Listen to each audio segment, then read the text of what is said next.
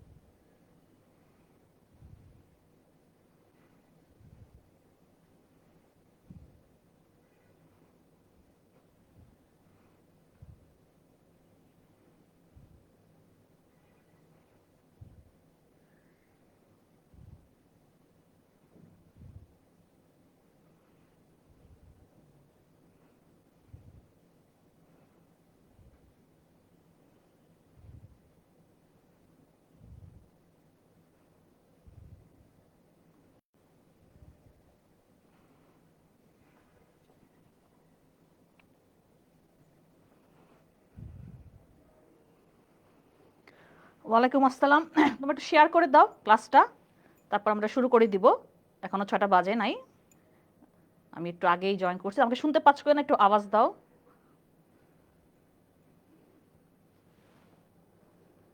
আমাদের এসিপিতে আবারও free class শুরু হয়ে গেছে। আমাদের আজকে পৌরনীতির আরেকটা ক্লাস হবে।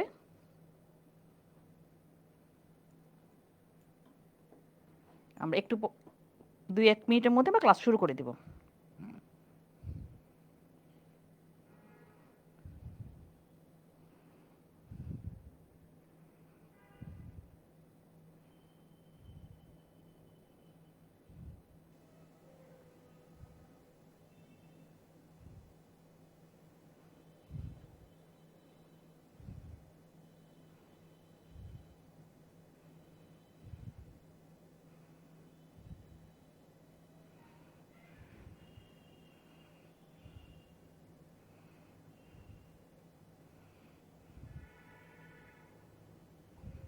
ওকে, ক্লিয়ার।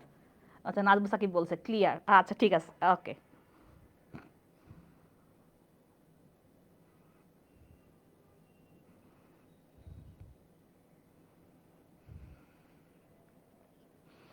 আলামিন হাওলাদার চলে আসছো? ওকে। ঠিক আছে, আমরা 2-1 মিনিটের মধ্যে ক্লাসে শুরু করে দিব। বিপিএল দেখতেছেন, সেরা একটা ম্যাচ ছিল না? বিপিএল দেখি নাই আজকে। ওয়ালাইকুম আসসালাম মুর্তুজা সিফাত। এই তো আছি আলহামদুলিল্লাহ, ভালো। লিমন,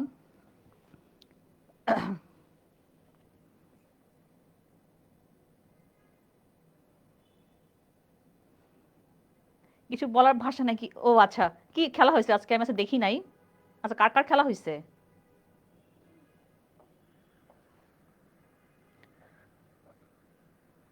আচ্ছা, সবাই জয়েন করুক, তারপর আমরা শুরু করে দিব। আমাদের বলা হয়েছিল যে আমাদের আজকে পৌরনীতি ক্লাস হবে।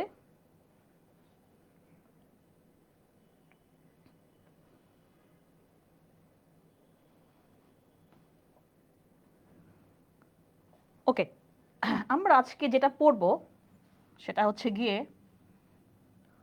অধিকার আর কর্তব্য।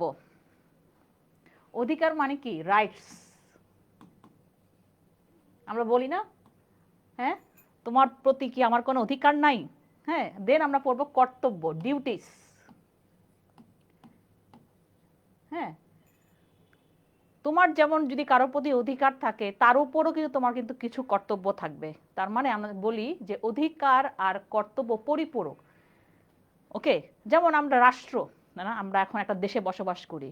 সেই দেশে বসবাস করার মতন তোমার এখানে এই দেশে থাকার মতো কি কি অধিকার আছে রাষ্ট্রের প্রতি, সেগুলো আজকে পড়বো। যেমন তোমার রাষ্ট্রের প্রতি যেমন তোমার অধিকার আছে, তুমি যদি অধিকারগুলো যদি নাও রাষ্ট্র থেকে, তাহলে অবশ্যই তোমাকে সেই রাষ্ট্রের প্রতি কিছু কর্তব্য থাকবে। তুমি অধিকার ভোগ করবা তা রাষ্ট্রের কাছ থেকে, তোমার কিন্তু সেটার বিপরীতে তোমাকে দিতে হবে। কি দিব আমরা? সেটা হচ্ছে কি, আমরা কর্তব্য পালন করব। আমরা রাষ্ট্রের প্রতি কর্তব্য পালন করব। আমরা যেরকম অধিকারগুলো গ্রহণ করব, ঠিক সেভাবে আমরা রাষ্ট্রের প্রতিও আমাদের দায়িত্ব ও কর্তব্য আছে। হ্যাঁ, সেগুলো আমরা আজকে পড়ব।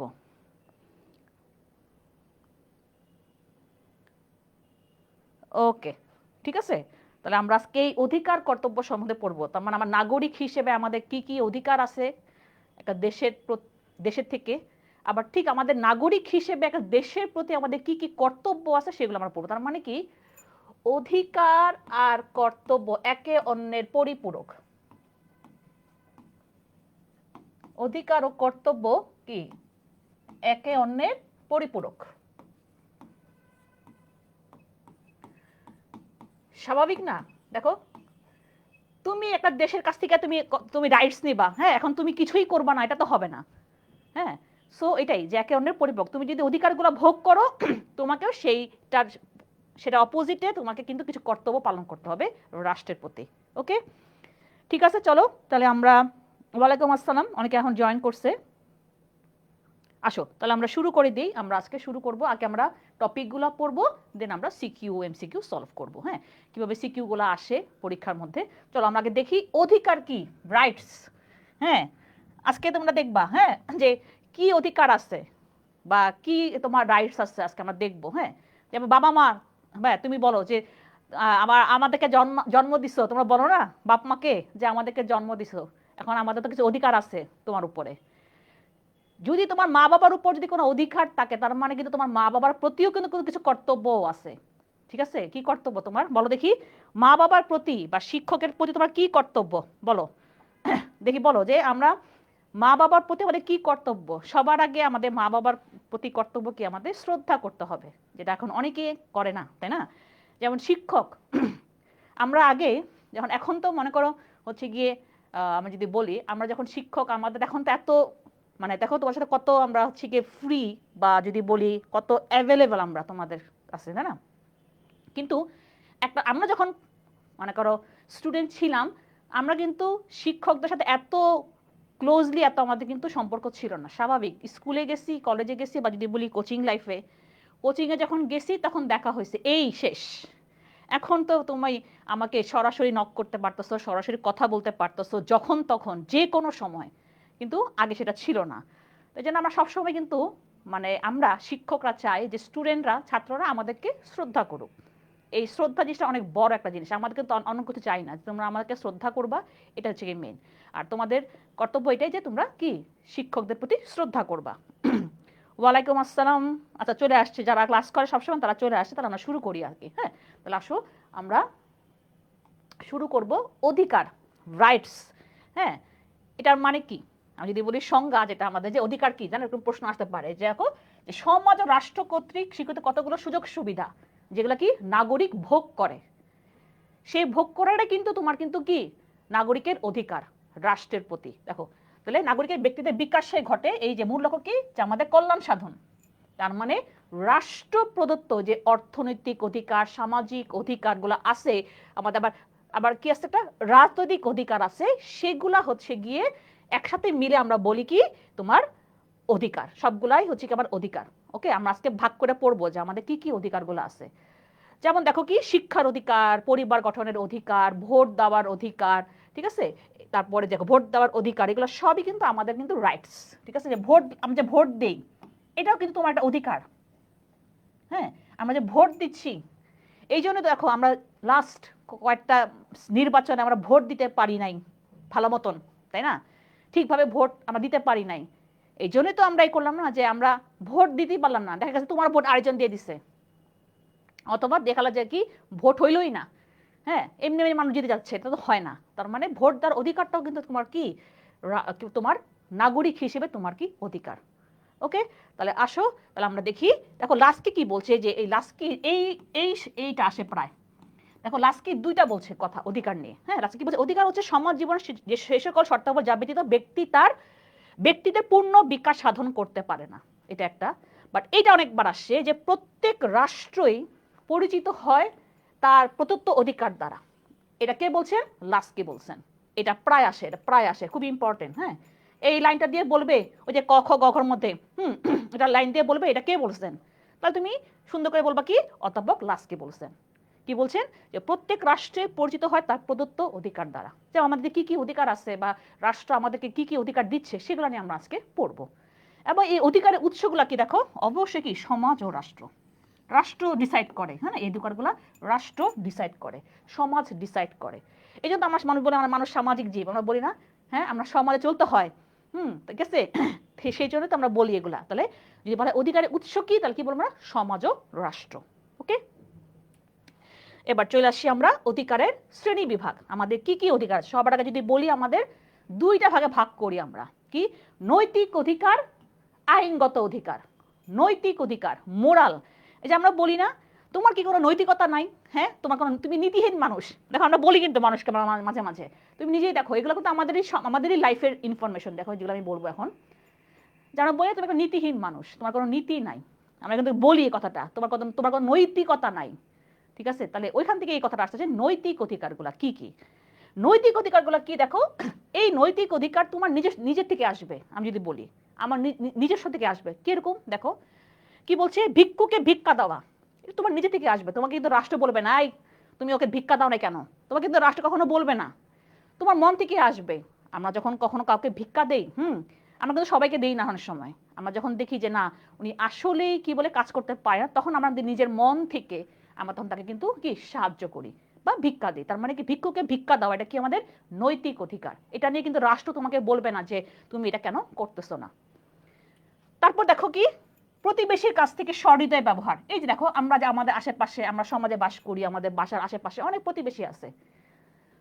তাহলে সেই অধিকারটা কি, যে তুমিও ভালো ব্যবহার করবা প্রতিবেশীর সাথে, এবং ওই প্রতিবেশী তোমার সাথে কি ভালো ব্যবহার করবে, এটা আমাদের একটা নৈতিক অধিকার। দেন যেটা আমি বলতেছিলাম, ছাত্রদের কাছ থেকে শিক্ষকদের শ্রদ্ধা লাভের অধিকার। তাহলে বলো এবার, আলামিন বা আমাদের যারা স্টুডেন্ট আছো, হ্যাঁ, তুমি আমাকে শ্রদ্ধা করবা, বলো এটা কি অধিকার হবে? হ্যাঁ, আমার যারা স্টুডেন্ট আছে এখানে, যারা এখানে তাহমিদ নামে একটা ছেলে, তিথি, মমিন, মারুফ, বলো তোমরা আমাকে শ্রদ্ধা করবা, এটা কি ধরনের অধিকার? বলে ফেলো, তোমরা আমাকে শ্রদ্ধা করবা, এটা এটা কি ধরনের অধিকার হবে? তোমরা আমাকে শ্রদ্ধা করবা, এটা কি বলা হয়, কি অধিকার বলবো আমরা এটাকে? বলো, যে তোমরা আমার স্টুডেন্ট, তাই না, তোমরা আমাকে শ্রদ্ধা করতেছো, তাহলে এটা কি ধরনের অধিকার হবে? বলো, প্রশ্ন যদি আসে তাহলে অবশ্যই পারবা, তাহলে আর কঠিন লাগবে না। তাহলে বলো যে তোমরা আমাকে শ্রদ্ধা করতেছো, এটা কোন ধরনের অধিকার? বলো। আমরা এখনই এই প্রশ্নটা প্রায় আসছে, সো এখনই আমরা পড়ে ফেলি, তাহলে আর পরে মানে হবে। যেমন এটাও আসে প্রায়, ভিক্ষুকদের ভিক্ষা প্রাপ্তির অধিকার, হ্যাঁ, এগুলা কি ধরনের অধিকার? দেখো এগুলো কি ধরনের অধিকার? নৈতিক অধিকার। ওকে, এগুলো নৈতিক অধিকার। এবং দেখো বলতেছে, দেখো এটি কোনো প্রকার রাষ্ট্রীয় বা সামাজিক আইন দ্বারা প্রবর্তিত হয় না, যেটা আমি বললাম, বা এটা অমান্যকারীকে কোনো শাস্তি দেওয়া হবে না। তুমি দিচ্ছ না, তুমি ভিক্ষুকে ভিক্ষা দিচ্ছ না, এটা যদি তুমি কোনো শাস্তি পাবা না। আমি তোমাকে বললামই যে রাষ্ট্র তোমাকে বলবে না এই তুমি কেন ভিক্ষা দাও নাই, তোমাকে এটা বলবে না, তোমার মন থেকে আসবে, তুমি মন থেকে তুমি তাকে সাহায্য করতেছো, বা তুমি কোনো মন থেকে তুমি কাউকে হেল্প করতেছো, হ্যাঁ, এটা তোমার মন থেকে আসবে, তোমার নীতি থেকে আসবে এটা। হ্যাঁ, তাহলে এটা কি নৈতিক অধিকার। গুড, সবাই অ্যান্সার করছো। এবং দেখো কি বলছে, যে নৈতিক অধিকার থেকে সামাজিক মঞ্জুরি থাকে, যেমন যেটা আমি বললাম, যে আমার সোশ্যাল স্যাংশন, যে ঠিক আছে, যে কি আমি এটা করতেও পারি, নাও করতে পারি, বাট বলা হয় কি জানো, এর ভঙ্গকারীকে লোক নিন্দার সম্মুখীন হতে হয়। তোমাকে কোনো শাস্তি দিবে না, কিন্তু লোকনিন্দা কি, ধরো তুমি তোমার পাশের প্রতিবেশীর সাথে তোমার ঝগড়া, তুমি খারাপ ব্যবহার করতেছো প্রতিবেশীর সাথে, আরেক প্রতিবেশী তোমাকে বলবে দেখছো এই যে এই লোকটা ওই লোকের সাথে খারাপ ব্যবহার করছে, এই লোকনিন্দা মানে কি, তোমাকে সে পছন্দ করতেছে না, তোমাকে করতেছে, তুমি কেন তার সাথে খারাপ ব্যবহার করতেছো, এটাই হয়। কিন্তু এমন না যে তুমি যে তোমার পাশের প্রতিবেশীর সাথে খারাপ ব্যবহার করছো দেখে রাষ্ট্র বলবে এই তুমি কেন খারাপ ব্যবহার করছো, হ্যাঁ, তোমাকে আমি জেলে নিয়ে যাবো, এটা হবে না। কিন্তু আশেপাশের মানুষ খারাপ বলবে। আমরা বলি না সময়, এই দেখো ওই ওই ওই ফ্যামিলিটা না ভালো না, ওরা না ওই ঝগড়া করে ওর পাশের প্রতিবেশীর সাথে, তোমরা এরকম সময় বলো না? তার মানে যে লোকনিন্দা, যে তুমি তখন তোমাকে নিন্দা করবে লোক, তোমাকে খারাপ বলবে, হ্যাঁ, তুমি যদি এটাকে না মানো আর কি। হ্যাঁ, এমন না যে খুবই তোমাকে, যে রাষ্ট্র তোমাকে কোনো কিছু বলবে না, কিন্তু আশেপাশের মানুষ তোমাকে খারাপ বলবে, দেখো সে ভালো ব্যবহার করতেছে না। তার মানে এইগুলো হচ্ছে আমার কি নৈতিক অধিকারের মধ্যে পড়ছে। ওকে, ক্লিয়ার? তাহলে আমার নৈতিক অধিকার। এবার আসো আইনগত অধিকার, যেটা আমি বলতেছিলাম রাষ্ট্র কর্তৃক, দেখো রাষ্ট্র কর্তৃক স্বীকৃত অনুমোদিত অধিকারকে আমরা বলবো আইনগত অধিকার। যেটা আমি বললাম যে যেগুলো নাকি আমরা দেখবো যে রাষ্ট্র কর্তৃক যেগুলো স্বীকৃত অধিকার, সেগুলো আমার আইনগত অধিকার। তার মানে আইনগত অধিকার তুমি যদি ভাঙো, তাহলে কিন্তু তোমাকে রাষ্ট্র কি করতে পারে, তোমার বিরুদ্ধে কোনো শাস্তি, তোমাকে কোনো শাস্তি দিতে পারে। তার মানে আইনগত অধিকার ভাঙলে তোমাকে রাষ্ট্র শাস্তি দিতে পারে। দেখো লেখা আছে যে এই যে আইনগত অধিকার তুমি যদি বিনষ্ট করো, হ্যাঁ, তাহলে তোমাকে রাষ্ট্র কি করতে পারে, শাস্তি দিতে পারে। যেমন কি সম্পত্তির অধিকার, শিক্ষার অধিকার, বাক স্বাধীনতার অধিকার, ঠিক আছে, এই জিনিসগুলো আমার কি তোমার হচ্ছে গিয়ে আইনগত অধিকারের মধ্যে পড়ছে। যে আমরা এখন আমরা পরে পড়বো যে আইনগত অধিকারটাই আমার বড়, আবার এটাকে আমরা 3 ভাগে ভাগ করছি। ঠিক আছে, তাহলে আসো দেখি আমরা কি কি আমরা আইনগত অধিকার পাচ্ছি। দেখো আমরা 3টা ভাগে ভাগ করতেছি আইনগত। কি কি? সামাজিক অধিকার, রাজনৈতিক অধিকার, অর্থনৈতিক অধিকার। তার মানে মনে রাখবা যে যদি প্রশ্ন আসে যে কোন অধিকার ভঙ্গ করলে রাষ্ট্র শাস্তি প্রদান করবে, তার মানে কি আইনগত অধিকার যদি আমি ভাঙ্গি তাহলে আমাকে রাষ্ট্র শাস্তি প্রদান করবে। কিরকম তুমি বলতে পারো যে কি কি কি ভঙ্গ করলে আমাকে রাষ্ট্র শাস্তি দিতে পারে। এখন তুমি যদি এরকম করো যে তোমার পাশের বাসার কোনো সম্পত্তি তুমি দখল করে ফেললা, তার সম্পত্তি তুমি দখল করে ফেলছো, এটা কি মানা যায়? তোমার সম্পত্তি তো না, তার সম্পত্তি তুমি দখল করে ফেলছো, তার মানে তুমি এটা কি আইন ভঙ্গ করছো। তখন তোমাকে রাষ্ট্র শাস্তি দিতে পারে যে তুমি কেন তার কেন সম্পত্তি দখল করছো। এটা তো তোমার সম্পত্তি না, এটা তো ওর সম্পত্তি, তুমি কেন সেটা দখল করছো। তখন তোমাকে রাষ্ট্র সেটার জন্য কি শাস্তি প্রদান করতে পারে। যে বলে না মামলা করে দিছি, আমার আমার আমার আমার জায়গা জমি দখল করে ফেলছে, আমি মামলা করে দিছি। এটা মামলা চলবে। মামলাতে যদি দেখা যায় আসলে সে সম্পত্তিটা তোমার হচ্ছে গিয়ে কি তোমার দখল করছে, তখন সে কিন্তু শাস্তি পাবে। ওকে, তাহলে আমরা দেখি, চলো এবার ভেঙে ভেঙে পড়বো সামাজিক অধিকার আমাদের কি কি আছে, আমাদের পলিটিক্যাল রাইটস কি কি আছে, দেন আমরা পড়বো ইকোনমিক রাইট বা অর্থনৈতিক অধিকার। ওকে, তাহলে এবার আসি আমরা সামাজিক অধিকার, যেগুলো কি বলছে সমাজে সভ্য জীবন যাপন করার জন্য যে অধিকারগুলো আমরা কি পালন করি বা রাষ্ট্র যেগুলো আমাদের জন্য সেট করে দিছে। সবার আগে দেখি আমার জীবন ধারণের অধিকার। দেখো সবার আগে আমার জীবন ধারণের অধিকার, হ্যাঁ, সবার জীবন রক্ষার জন্য যে অধিকারগুলো সেটা কি। দেখো আমাদের সবার আগে আমাদের অধিকার আমরা বলি না, হ্যাঁ, আমরা সবসময় বলি খাদ্য, বস্ত্র, অন্ন, বাসস্থান, স্বাস্থ্য, আমরা বলি তাই না। সবার আগে আমার খাইতে হবে, তাই না। আমার বাঁচার জন্য আমাকে কি করতে হবে? খাইতে হবে। বলো তুমি কি না খেয়ে থাকো সারাদিন? বলো আমাকে। হ্যাঁ হ্যাঁ, অনেক সময় হয় তোমার রাগ করে না খেয়ে থাকো, কিন্তু দেখো একবেলা নাহলে না খেয়ে থাকো, ঠিকই তো রাতের বেলা বলো ক্ষুধা লাগছে খাই, তার মানে খাদ্য তোমার খাইতে হবে। ঠিক আছে, তাহলে খাদ্য, অন্ন, দেখো দেখো খাদ্য, বস্তু, বাসস্থান, শিক্ষা, চিকিৎসা, এগুলা সুবন্দোবস্ত করা, হ্যাঁ, এগুলা কিন্তু কি সামাজিক অধিকারের মধ্যে পড়ছে। এবং কেউ যাতে প্রাণহানি করতে না পারে তার জন্য আইনগত শাস্তিমূলক ব্যবস্থা গ্রহণ করা রাষ্ট্রের দায়িত্ব। এই যে দেখো আমরা এই যে অগাস্টে জুলাইয়ের যে আমাদের গণ অভ্যুত্থান হইলো, তাই না, এই গণ অভ্যুত্থানের এখানে অনেক প্রাণহানি হয়েছে, তাই না, মামলা হয়েছে না। কেন মামলা হয়েছে? এটাই যে তুমি কি কারো প্রাণহানি করতে পারবা না, যদি করো তোমার বিরুদ্ধে মামলা হবে। মামলা যদি তোমার এরকম হয় যে হ্যাঁ তুমি কাউকে মারছো, তাহলে অবশ্যই তোমার কি শাস্তি পাইতে হবে। ওকে, তাহলে এগুলো আবার কি সামাজিক জীবন ধারণের অধিকারটা আমার সবার আগে, সামাজিক অধিকারের মধ্যে আমার সবার আগে গিয়ে এটা। দেখো প্রতি সভ্য রাষ্ট্র কিন্তু এই অধিকারটা সংরক্ষণ করে। অবভিয়াসলি মনে রাখবো, আমরা সবসময় বলি খাদ্য, বস্ত্র, বাসস্থান, হ্যাঁ, তারপর শিক্ষা, চিকিৎসা, এগুলো আমাদের মৌলিক অধিকার। বলি না মাঝে মাঝে আমরা বলি না মৌলিক অধিকার, এগুলা কিন্তু দেরি করে ফেললা সমস্যা নাই, জসীমউদ্দিন বেশিক্ষণ হয় নাই। তাহলে আমার সবার আগে গেল কি জীবন ধারণের অধিকার। তারপর দেখো চলাফেরার অধিকার। তুমি একটা দেশের নাগরিক হিসেবে তুমি যে কোনো জায়গায় যেতে পারবা, হ্যাঁ, তুমি কিন্তু ভাঙতে পারবা না কি, দেখো রাষ্ট্রের সার্বভৌমত্ব অখণ্ড রক্ষার জন্য। হ্যাঁ, তুমি যদি এরকম হয় যে তোমার গতিবিধির জন্য রাষ্ট্র কোনো সমস্যা হতে, তখন তোমাকে চলাফেরা তোমাকে রদ করতে পারে। কিন্তু এর বাদে তুমি রাষ্ট্রের একটা নাগরিক হিসেবে তুমি যে কোনো জায়গায় যেতে পারবা, চলাফেরা করতে পারবা। তুমি করতেছো না, তুমি আজকে এই শহরে আসো, কালকে দেখা গেল ওই শহরে যাচ্ছ পরীক্ষা দেওয়ার জন্য, বা ওই শহরে গেছো ঘুরতে, তোমাকে কেউ আটকাইছে? আমাকে বলো। হ্যাঁ, আমি আমাদের জেলা কয়টা? 64টা জেলা।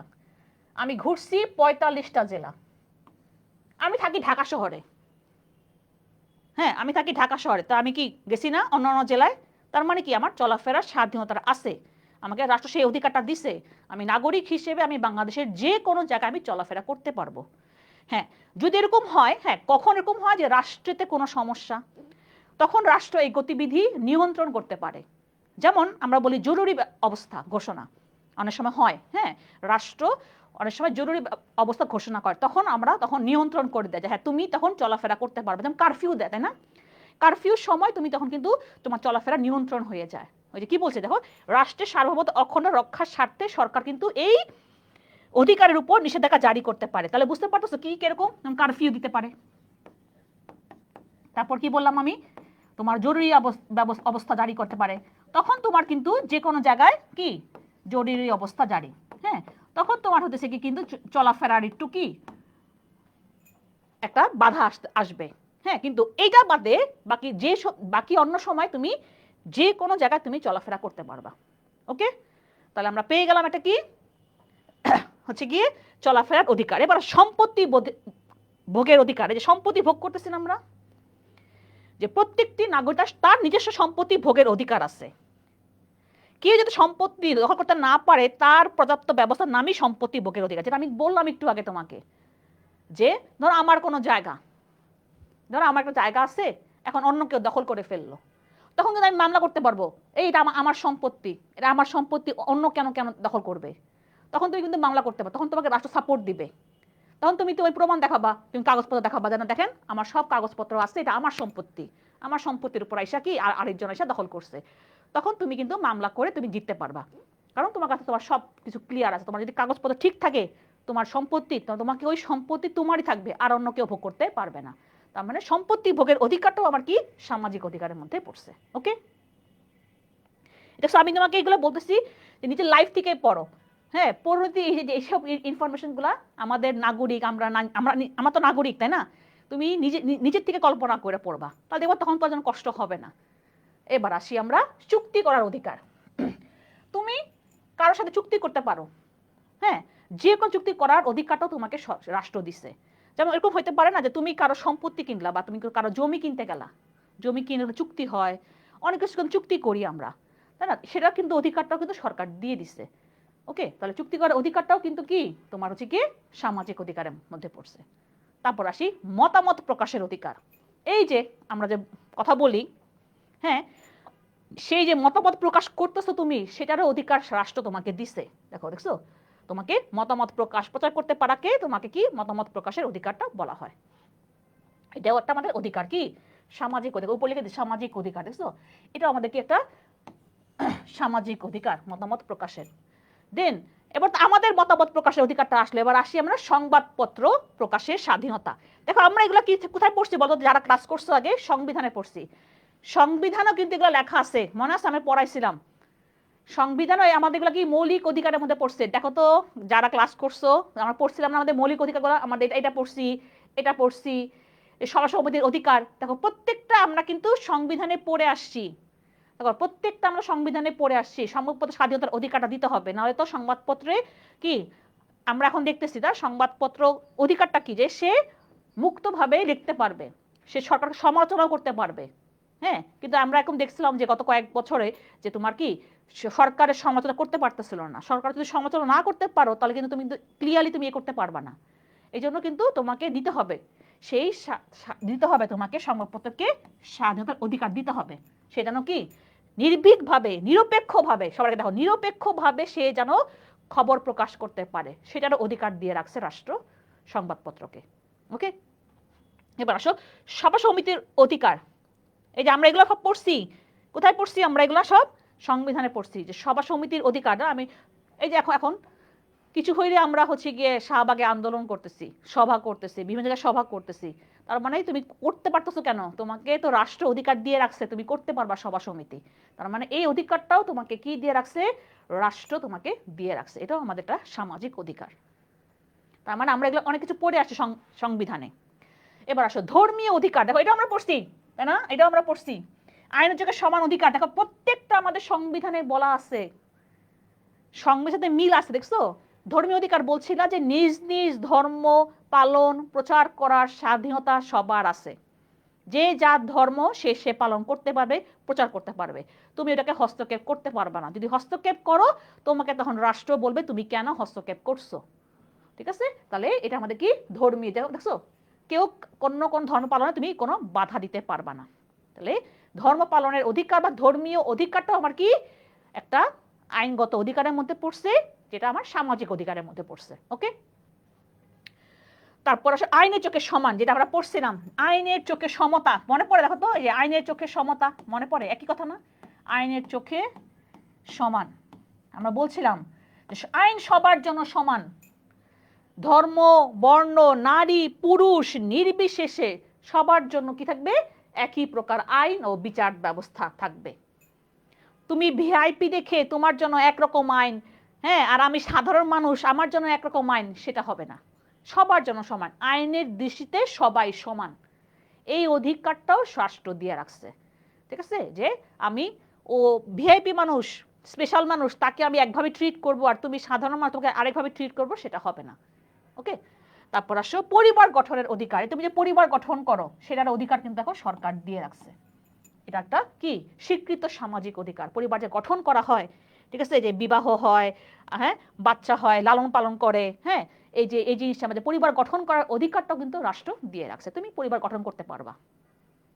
ঠিক আছে, এই জন্য কিন্তু কি বিয়ে শাদী হলে কিন্তু কেউ কিন্তু এ করে না, তাই না? হ্যাঁ, তোমাকে নিয়মের মধ্যে পড়তে হবে যে মেয়ের বয়স 18, ছেলের বয়স 21। হ্যাঁ, এটা যদি ঠিক থাকে তাহলে কিন্তু তোমাকে রাষ্ট্র কোনো বাধা দিতে পারবে না বিয়ের জন্য। তার মানে পরিবার গঠনের জন্য, কিন্তু পরিবার গঠনের অধিকারটাও কিন্তু আমাদের কি সামাজিক অধিকার, আমার যদি বলি আমি, যদি আইনগত অধিকারের মধ্যে পড়তেছে।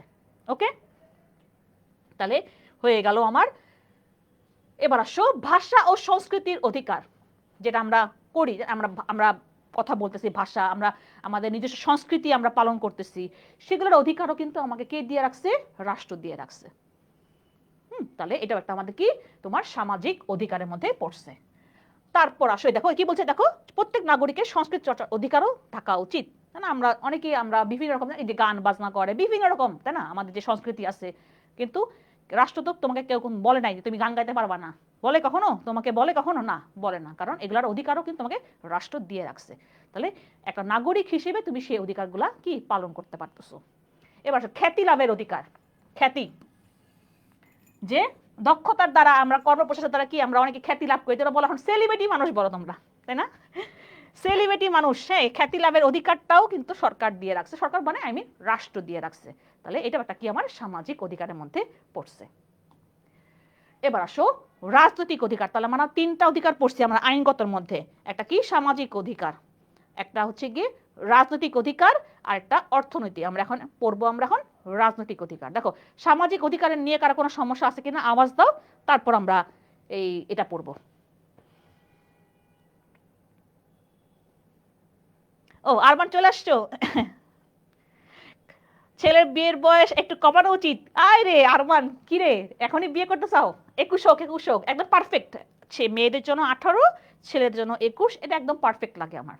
ঠিক আছে, ওকে, তাহলে এবার আসো আমাদের রাজনৈতিক অধিকার। দেখো কি অধিকার, দেখো এইটা আমাদের যদি বলি মেইন যে এগুলো হচ্ছে গিয়ে যে নাগরিকরা আমরা রাষ্ট্র পরিচালনায় অংশ নিতে পারি। এই যে আমরা রাষ্ট্র পরিচালনা করার জন্য আমরা কিভাবে অংশ নিতে পারি বলো তো দেখি। সবার আগে রাষ্ট্র যখন একটা সৃষ্টি হয় তখন সবার আগে কি লাগে? সরকার লাগে। আমরা বলি জনগণের সরকার, গণতন্ত্র না, জনগণের সরকার। তার মানে আমরা যে জনগণ, আমরা রাষ্ট্র পরিচালনা করার জন্য আমরা কি করতে পারি? আমরা আমাদের প্রতিনিধি নির্বাচন করে আমরা তাকে সংসদে পাঠাই। তার মানে সবার আগে কি? ভোট দানের অধিকার। ঠিক আছে, নির্বাচিত হওয়ার অধিকার। তুমি বাংলাদেশের নাগরিক হিসেবে তুমি নির্বাচন করতে পারবা। এই যে আমাদের যারা এমপি হয় তারা কি ভিআইপি মানে কোনো কোনো অন্য দেশ থেকে আসছে? হ্যাঁ, অন্য দেশের মানুষ না, তারা বাংলাদেশের নাগরিক। তুমি বাংলাদেশের নাগরিক হিসেবে তুমি নির্বাচনে অংশ নিতে পারবা। হ্যাঁ, আরমান, তুমি এখন আমাদের আরমান, ওর বয়স এখনো 25 হয় নাই, তাহলে ও নির্বাচন করতে পারবে না। আমি করতে পারবো, কারণ আমার বয়স 25+। ঠিক আছে, তোমরা কখন করতে পারছো? তোমার মনে হলো যে আমি নির্বাচন করব। এখন তুমি যদি বলো 18 বছর বয়সে আইসা আমি নির্বাচন করবো, তাহলে হবে না। তোমাকে নির্বাচন করার জন্য তোমার বয়স হতে হবে 25 বছর, তখন তুমি নির্বাচন করতে পারবা। তুমি বাংলাদেশের নাগরিক, তুমি তোমার বয়স 25 হয়েছে, তুমি নির্বাচন করতে পারবা। তুমি কি করতে পারবা? তোমার বয়সে 18 বছর বয়স তোমার এখন, হ্যাঁ, তোমার বয়স কত? 18। তাহলে তুমি কি করতে পারবা বলো? আমরা সেদিন পড়ছিলাম, বলো 18 বছর হইলে আমরা কি করতে পারি? ভোট দিতে পারবো। ভোট দান করার অধিকারটা তুমি পেয়ে গেছো অলরেডি। এই যে পোলাপাইন, তোমার যারা এখন HSC 25, তোমার যারা বয়স 18 হয়ে গেছে, তোমরা তোমাদের এখন একটা রাইটস চলে আসছে। হ্যাঁ, কি রাইটস? তুমি 18 বছর বয়স, তুমি ভোট দানের অধিকার তুমি পেয়ে গেছো। তোমার অধিকার চলে আসছে কিন্তু অলরেডি, ভোট দানের অধিকার অলরেডি। ভোটার তালিকা হালনাগাদ হচ্ছে, নামটা অ্যাড যদি তোমাদের যদি 18 বছর হয়ে থাকে, 24 ব্যাচপানা হয়ে গেছে 18 বছর, তাহলে তুমি কি ভোট দিতে পারবা। তোমার একটা রাইটস চলে আসছে, তোমরা যারা এখানে ক্লাস করতেছো, ঠিক আছে? তাহলে তোমার বয়স হয়ে গেছে 18, তাহলে তুমি ভোট দিতে পারবা, তোমার একটা রাইটস চলে আসছে, তোমার অধিকার চলে আসছে রাষ্ট্রের প্রতি। হ্যাঁ, রাষ্ট্রের প্রতি তুমি সেই অধিকারটা দিতে পারবা, কি তুমি ভোট দিতে পারবা। তার মানে এটা মানে কি রাজনৈতিক অধিকার, ভোট দেওয়া, নির্বাচন করার অধিকার বা নির্বাচিত হওয়ার অধিকার। তারপর যেটা বলতেছিলাম আমি এমপি, এই যে আমি কি বললাম একটু আগে, মেম্বার অফ পার্লামেন্ট মানে সংসদ সদস্য, যেটাকে আমরা বলি আইনসভার সদস্য হওয়ার অধিকারও তোমার কি আছে। এটা আমি কি বললাম, আমি একটা সাধারণ মানুষ, আমি বাংলাদেশের নাগরিক, সামনে নির্বাচনে আমি দাঁড়াতে পারি। ধর আমি তোমাকে আমার দিয়ে বলতেছি আর কি, দাঁড়াবো না আর কি। তার মানে আমি বাংলাদেশের নাগরিক, আমার বয়স 18+, তার মানে আমি ভোট দিতে পারতেছি, এটা আমার অধিকার। আমার বয়স 25+, তার মানে আমি নির্বাচিত হওয়ার অধিকার, মানে আমি নির্বাচন করতে পারবো, নির্বাচন করে আমি এমপি হইতে পারবো, সেটার অধিকারও কি আছে। এই সব অধিকারগুলো আমার রাজনৈতিক অধিকার। ওকে, তারপর আসো এবার আমরা দেখি হচ্ছে গিয়ে এই অধিকারগুলো আমরা একটু ভাগ করি। দেখো, সবার আগে আসো স্থায়ীভাবে বসবাসের অধিকার। হ্যাঁ, তুমি রাষ্ট্রের যে কোনো জায়গায় তুমি বসবাস করতে পারো। তোমাকে বলবে না, যেমন আমি যদি বলি, আমি আমার থেকে বলি, হ্যাঁ আমি আমার থেকে বলি, আমার দাদার বাড়ি কুমিল্লা, কিন্তু আমি কিন্তু সবসময় আমার স্থায়ী ঠিকানা দিই আমাদের ঢাকার, কারণ আমি এখানে ছোটকাল থেকে বড় হয়েছি, এখানে আমাদের বাসা আছে, আমরা কিন্তু এই ঠিকানাটাই আমি সবসময় ব্যবহার করি। এখন কিন্তু আমাকে রাষ্ট্র বলবে না যে তাই তোমার দাদা বাড়ি তো কুমিল্লা, তুমি কুমিল্লা গিয়ে থাকো। আমাকে কিন্তু এটা বলার অধিকার নাই, কারণ আমার স্থায়ীভাবে যে কোনো জায়গায়, দেখো যে কোনো নাগরিক রাষ্ট্রের যে কোনো অংশে স্থায়ীভাবে বসবাস করতে পারে। হ্যাঁ, আমাকে কিন্তু বলবে না যে যাও তুমি যাও, এই ফারিয়া তুমি যাও কুমিল্লা চলে যাও, তোমার গ্রামের বাড়ি গিয়ে থাকো, বলতে পারবে না। কারণ আমার অধিকারটা আসছে, আমি রাষ্ট্রের যে কোনো জায়গায় আমি স্থায়ীভাবে বসবাস করতে পারবো। তাহলে এটা কি আমার একটা রাজনৈতিক অধিকার। বোঝা গেছে? এই জন্য বলি যে লাইফ থেকে শিখো। হ্যাঁ, এই পড়াগুলো লাইফ থেকে শিখো, কঠিন কিছু না, এগুলো খুবই ইজি জিনিস, কিন্তু আমরা অনেক সময় এটা পারি না, মুখস্থ করি। তোমরা অনেক সময় মুখস্থ করো, বুঝে মুখস্থ করো। তোমাকে আমি যে কথাগুলো বলছি, আমি আমার থেকে বললাম যে আমি বাংলাদেশের নাগরিক, আমি বাংলাদেশের যে কোনো জায়গায়, তুমি, আমি শুধু আমি না, তুমিও যে কোনো বাংলাদেশের যে কোনো নাগরিক যে কোনো জায়গায় স্থায়ীভাবে বসবাস করতে পারে। তোমাকে রাষ্ট্র বলবে না বা প্রেশার করবে না যে তোমার দাদার বাড়ি ওখানে, তোমার নানা বাড়ি ওখানে, তুমি গিয়ে ওখানে থাকো না। তুমি যে কোনো জায়গায় তুমি যদি বসবাস করতে পারো, তোমাকে রাষ্ট্র সেখানে হস্তক্ষেপ করবে না। ঠিক আছে? তাহলে এটা আমার একটা কি রাজনৈতিক অধিকার। ঠিক আছে, তারপর আসো যেটা আমি বললাম একটু আগে, নির্বাচনের অধিকার। তুমি যেটা বলতেছো আমাকে দাঁড়াইতে নির্বাচন, দেখছো নির্বাচনের অধিকার, ধর্ম বর্ণ নারী পুরুষ নির্বিশেষে সব নাগরিকের ভোট দেওয়া নেওয়ার তথা প্রতিনিধি নির্বাচন করা, হ্যাঁ, এবং প্রতিনিধি হিসেবে তুমি দাঁড়ানো, সব কিছু তোমার কি আছে, রাইটস আছে। যেটা আমি বললাম যে আমরা নারী পুরুষ নির্বিশেষে আমরা কি ভোট দিতে পারবো, আবার ভোট দিয়ে আবার আমরা প্রতিনিধি নির্বাচন করতে পারবো, আবার তুমি নিজেও একজন কি প্রতিনিধি হিসেবে দাঁড়াতে পারবা নির্বাচনে, তুমি বাংলাদেশের নাগরিক। ঠিক আছে, তাহলে তুমি বাংলাদেশের নাগরিক হিসেবে সেই রাইটসটা পাচ্ছ যে তুমি নির্বাচন দাঁড়াতে পারবা। আমরা সঙ্গে দেখি না, তুমি দেখবা যখন নির্বাচন হবে তুমি দেখবা এরা মানুষ দাঁড়ায় গেছে নির্বাচনে। হ্যাঁ, ওইটাই, তুমি বাংলাদেশের নাগরিক, তুমি দাঁড়াতে পারবা নির্বাচনে। হ্যাঁ, দেখবা অনেক সময় এরকম দেখবা। হ্যাঁ, আমার অনেক সময় দেখছি এরকম। হ্যাঁ, কে না কে দাঁড়ায় গেছে, হ্যাঁ নির্বাচন দাঁড়ায় গেছে। তো এরকম আর কি, যে তুমি বাংলাদেশের নাগরিক হিসেবে তুমি কি প্রতিনিধি নির্বাচন করতেও পারবা, আবার নিজেও কি হইতে পারবা প্রতিনিধি হিসেবে দাঁড়াইতেও পারবা নির্বাচনে। ওকে, আচ্ছা, তারপর আসো সরকারি চাকরি লাভের অধিকার। দেখছো সবগুলো আমাদের মৌলিক অধিকারের মধ্যে পড়ছে। আমরা যখন সংবিধান পড়াইছি, দেখো সরকারি চাকরি লাভের অধিকার, তার মানে তুমি সরকারি চাকরি করবা, সেই অধিকারটা দিয়ে রাখছে তোমাকে সরকার। আমরা কি পড়ছি বলো দেখি, সরকারি চাকরির জন্য বলো কে কি বলে পরীক্ষা নেয় বলো দেখি, কার মনে আছে? আরমান বলো, তুমি তো আগে পাইছিলা পুরস্কার, বলো। এই যে সরকারি চাকুরি, আমরা জানি যে আমাদের সামনে বিসিএস আছে, তাই না? এই যে সরকারি চাকুরির জন্য মানে রাষ্ট্র কিভাবে নির্বাচন করে, কিভাবে নির্বাচন করে? একটা তো সংস্থাকে দেওয়া হয়েছে দায়িত্ব, বলো কাকে দেওয়া হয়েছে দায়িত্ব সরকারি চাকুরির নিয়োগ লাভের জন্য? দেখি বলো, কে বলতে পারবা? আচ্ছা, তুমিও কুমিল্লার? আরমান বলতেছে, সাবিনা আক্তার বলতেছে আমিও কুমিল্লার। বলো, সরকারি চাকরি লাভের অধিকার, তুমি যে সরকারি চাকরি করবা, তোমাকে তো এমনি না তুমি গেলা সরকারের সামনে, নেন আমি বাংলাদেশের নাগরিক, আমাকে নিয়ে নেন, তা তো হবে না, তাই না? একটা পরীক্ষা হইতে হবে, তুমি সেই পরীক্ষায় টিকবা, তারপর তোমাকে কি সরকারি চাকরি তুমি ঢুকতে পারবা। সরকারি কর্ম কমিশন, গুড, এই তো গুড। দেখো যারা ক্লাস করছে তারা জানো সরকারি কর্ম কমিশনের দায়িত্ব এটা, সাংবিধানিক সংস্থা, ঠিক কিনা বলা পাইন? সরকারি কর্ম কমিশন, যেটা আমরা বলি পিএসসি বা বাংলাদেশ পাবলিক সার্ভিস কমিশন, তাই না? তাহলে বিপিএসসি বা পিএসসি সেইটার দায়িত্ব আছে যে সে যোগ্য, তারপর কি মেধাবী কি বলে তোমার নাগরিককে কি সরকারি চাকরির জন্য কি নিয়োগ করা হয়, এবং সেটা কে করে? এই সরকারি কর্ম কমিশন সেটা করে। তাহলে এটা আমাদের একটা কি অধিকারের মধ্যে পড়ছে। এবার আসো আবেদন করার অধিকার। দেখো কি বলছে আবেদন করার অধিকার কি, সেটা যে কোনো নাগরিক সে লিখিতভাবে তার কোনো প্রবলেমের কথা সরকারকে বলতে পারবে। আমরা বলি না অনেক সময়, দেখো তুমি নিজে দেখো, ধর তোমাদের এলাকাতে, আমাদের এলাকা পরিস্থিতি কর্পোরেশনের মধ্যে পড়ছে, আমাদের কিন্তু রাস্তা, আমাদের এলাকার যে রাস্তাটা, আমাদের যে মেইন রোডটা, আমাদের গলিতে মেইন যে রোডটা এলাকার, সেটা ভাঙ্গা। এখন আমরা কিন্তু সিটি কর্পোরেশনের কাছে আবেদন করছি। কি আবেদন করছি? যে ভাই বা কাউন্সিলর কাছে আমরা আবেদন করছি যে আমাদের রাস্তাটা ভালো না, আমাদের রাস্তাটা ঠিক করে দেন। এই যে আমরা আবেদন করলাম, একটা প্রবলেম কথা আমরা জানাইলাম, সেটার অধিকারও তোমাকে দিয়ে রাখছে সরকার।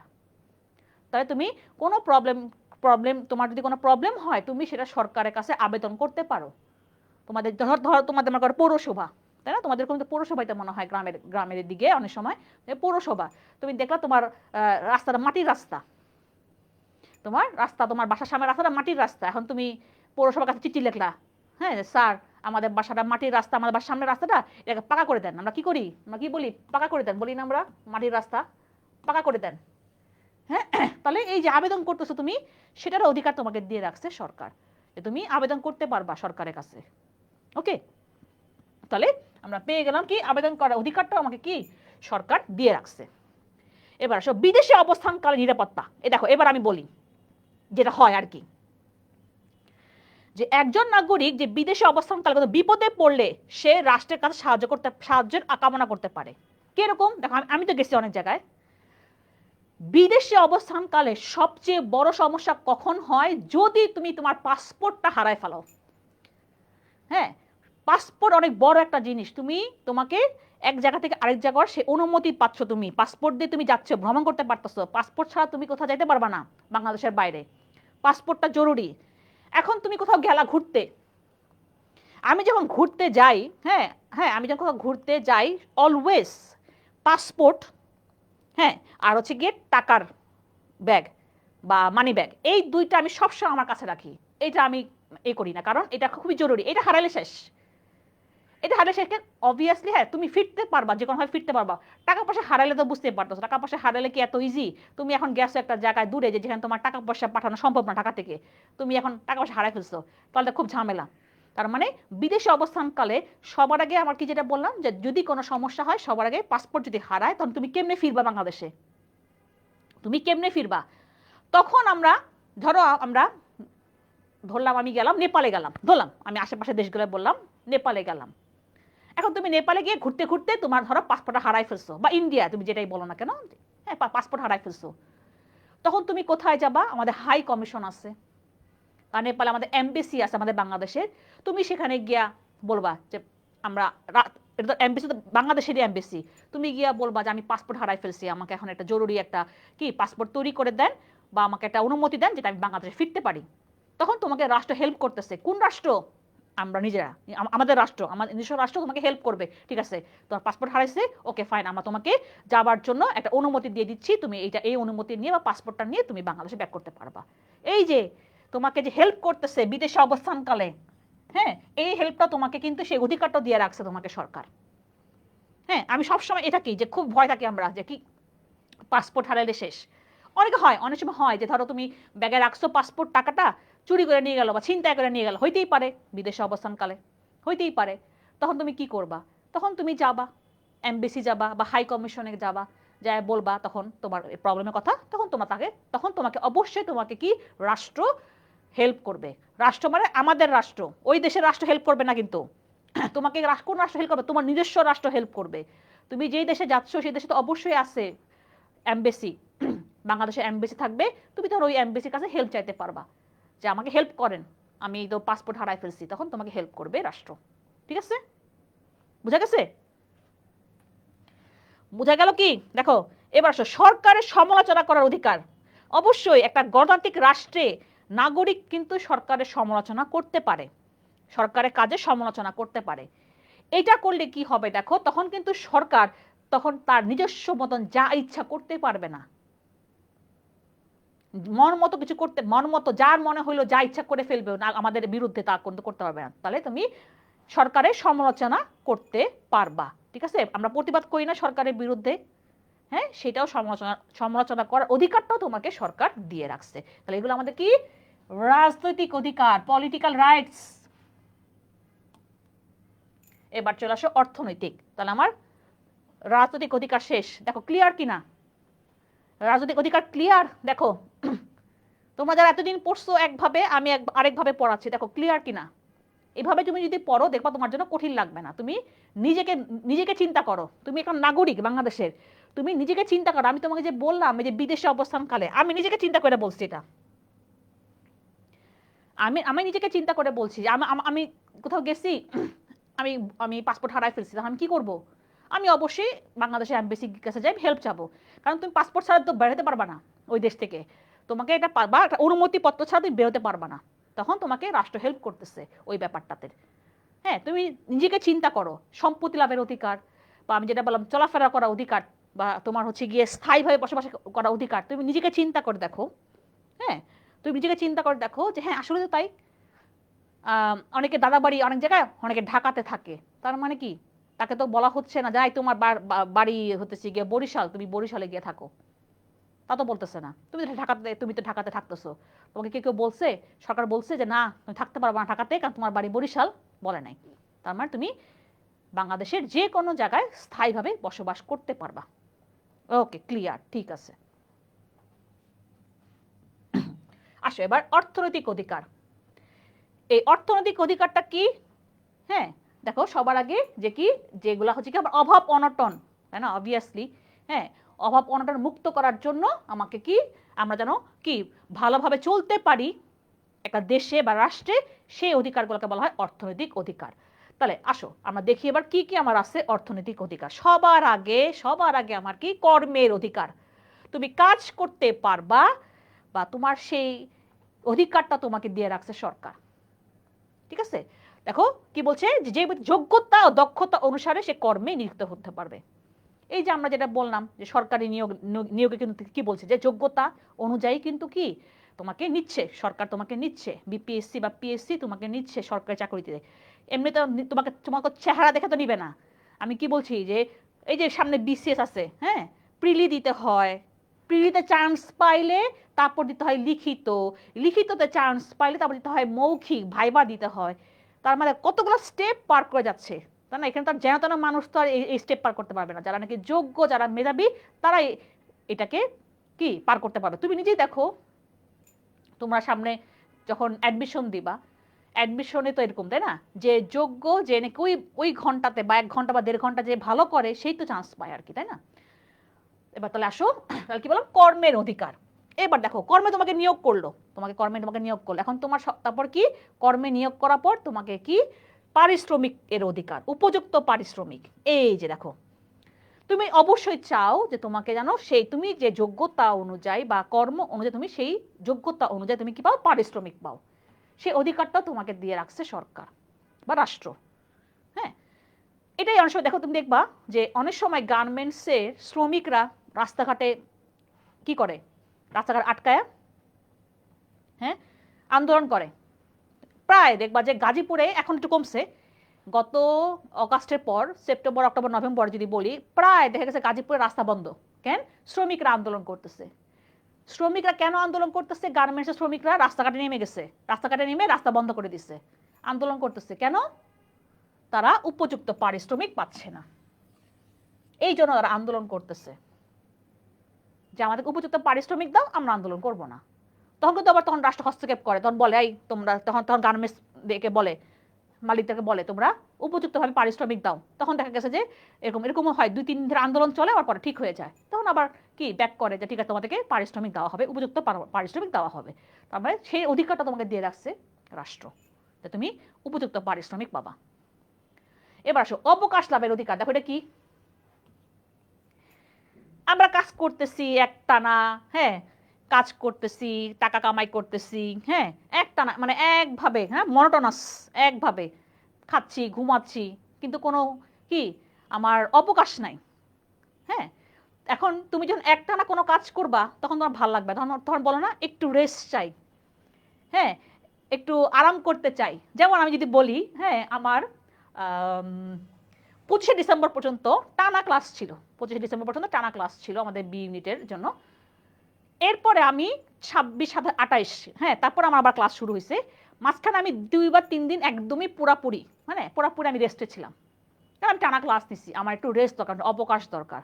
আমি টানা 2-3 দিন একদম, হ্যাঁ, কোনো কাজ করি নাই, ঘরের মধ্যে আমি একদম আরাম করছি, একদম চিল, একদম আরাম করছি। কারণ এটাই আমার অবকাশ লাগবে, আমি এখন টানা কাজ করছি, আমার এখন ভালো লাগতেছে না, একটা ব্রেক দরকার। আমি 2-3 দিন একদমই মানে কোনো কিছুর দেখা গেছে আমি মানে রিপ্লাইও দেন এরকম, মানে কম, মানে একটু অনেক দেরি করে রিপ্লাই দিচ্ছি, বাট রিপ্লাই দিচ্ছি, বাট একটু আমি নিজেকে একটু করছি যে না, আমার একটু টানা আমি ক্লাস দিছি, আমার এখন একটু অবকাশ দরকার, রিক্রিয়েশন দরকার আমার।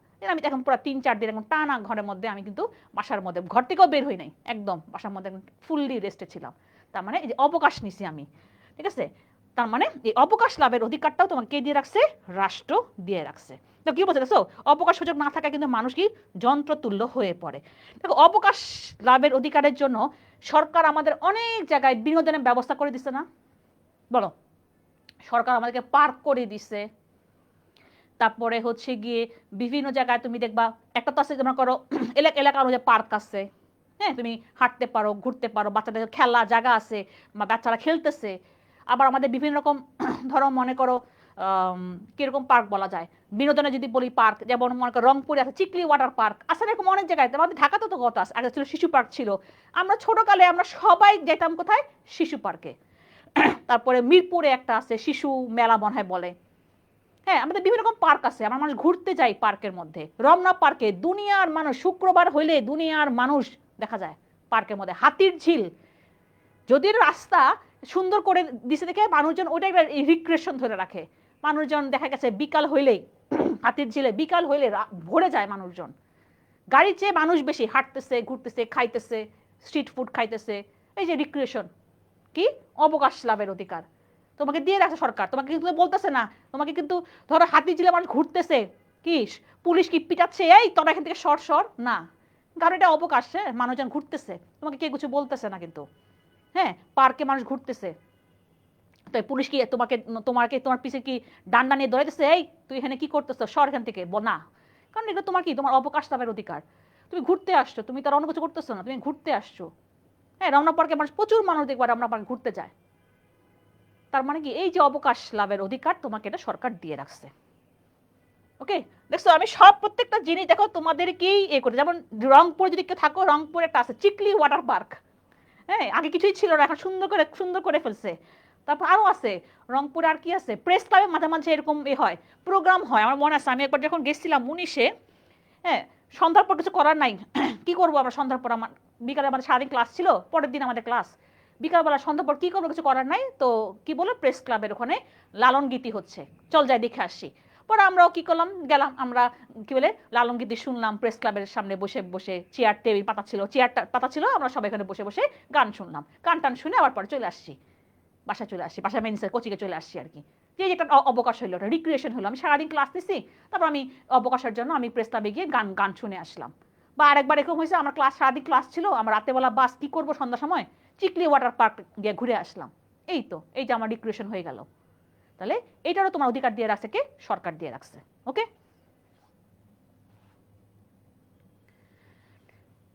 এবার আসো প্রতিপালিত হওয়ার অধিকার। দেখো এটা কি জিনিসটা, দেখো মানুষ যখন বয়স হয়ে যায়, বার্ধক্য হয়ে যায়, অবভিয়াসলি কাজ করার সামর্থ্যটা হারায় ফেলায়। এই যে বয়স্ক কালে এখন তোমার কি বলে তুমি এখন কাজ করতে পারতেছো না, তা তুমি এখন কিভাবে চলবা? সরকার কিন্তু অনেক কিছু করে, যেমন কি করে, বয়স্ক ভাতা দেয়, তাই না? সরকার তোমাকে কি দিবে? তুমি তোমার বয়স হয়ে গেছে, তুমি একটা ভাতা পাবা। তুমি একটা ধরো তোমার বয়স 65 বছর বয়স, তুমি এখন কাজ করতে পারতেছো না, এখন তুমি কি পাবা? বয়স্ক ভাতা পাবা। তারপর আরেকটা আছে ভালনারেবল গ্রুপ ফিডিং, ভিজিএফ বলি, ভালনারেবল গ্রুপ ফিডিং। যারা নাকি অনেক দরিদ্র, হ্যাঁ, খুব খারাপ অবস্থায় আছে, তাদেরকে সরকার হেল্প করে। ঠিক আছে, তাহলে এই যে প্রতিপালিত অধিকার হওয়ার অধিকারটা সেটা সরকার দিয়ে রাখছে। যেমন এই দেখো সরকারি চাকরি করতে সবাই কেন চায়? আমি তোমাকে সেদিনও বলছিলাম, সরকারি চাকরিতে যখন শেষ হয়ে যায় তখন এরপরে কি পায় বলো তো দেখি, আরমান বলো কি পায় বলো। আমি ধরো সরকারি চাকরি করতেছি, করি না, এখন আমার যখন সরকারি চাকরি আমার শেষ হয়ে যাবে, মেয়াদ শেষ হয়ে যাবে, তারপর আমি কি পাবো? কারণ আমার তো মেয়াদ শেষ সরকারি চাকরি করার, আমি তো এখন কোনো কাজ করব না, আমার বয়স হয়ে গেছে, আমি অসামর্থ্য হয়ে গেছি, আমি কাজ করতে পারতেছি না, তখন আমি কেমনে চলবো? কেমনে চলবো? তখন আমরা জানি যে সরকারি চাকরি করার পর তোমাকে কি দিবে সরকার বা রাষ্ট্র? কি দিবে? পেনশন দিবে।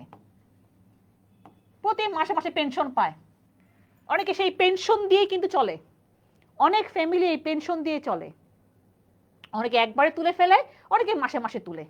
আবার এখন এরকম করছে যে হাজবেন্ড মারা গেলে ওয়াইফ সেই পেনশনটা পায়, এরকমও নিয়ম আছে। হ্যাঁ, মানে এটা নিয়ম করছে সরকার। তার মানে কত সুবিধা দেখো, যে তোমার কি বলে বাবা মারা গেছে, ওই পেনশনটা মার দিকে ট্রান্সফার হয়ে যাচ্ছে, হ্যাঁ, তখন মা সেটাকে তুলতে পারে। তার মানে তুমি কি বয়স হয়ে গেছে, তোমাকে সরকার, তুমি হচ্ছে গিয়ে কর্মের মধ্যে তুমি এখন কর্মক্ষম না তুমি, হ্যাঁ, তখন তোমাকে হেল্পগুলো করতে পারে, যেটা বলা বয়স্ক ভাতা, ঠিক আছে, তারপর কি ভিজিএফ, আর যেটা বললাম যে তুমি সরকারি চাকরির পর তখন তুমি কি পাবা? পেনশন পাবা, তুমি তখন পেনশন দিয়ে চলতে পারবা। ওকে, তারপর শ্রমিক সংঘ গঠনের অধিকার। আমরা জানি যে শ্রমিকরা তাদের ন্যায্য দাবি দাবা আদায় তারা সংগঠন গঠন করে। তাহলে এই অধিকারটাও কিন্তু তোমাকে কি সরকার দিয়ে রাখছে। তুমি দেখবা যে গার্মেন্টসের দেখো, বিভিন্ন গার্মেন্টসে তুমি দেখবা যে শ্রমিকদের কিন্তু একটা কি সংগঠন আছে, শ্রমিকদের সংগঠন আছে। কেন গঠন করতে পারতেছে? কারণ তোমার সেই রাইটস দিয়ে রাখছে তোমাকে সরকার বা রাষ্ট্র, তুমি সেই জন্যই তুমি কিন্তু সংগঠনটা করতে পারতেছো, নাহলে করতে পারতা না, তোমাকে অধিকারটা দিয়ে রাখছে সরকার। বুঝা গেছে? দেখো প্রত্যেকটা দেখো আমাদের কিন্তু লাইফ থেকে শিখো। তারপর আসো সামাজিক নিরাপত্তা লাভের অধিকার। কর্মক্ষেত্রে তুমি যাতে নিরাপত্তা পাও সেটারও কিন্তু অধিকার তোমাকে দিয়ে রাখছে সরকার।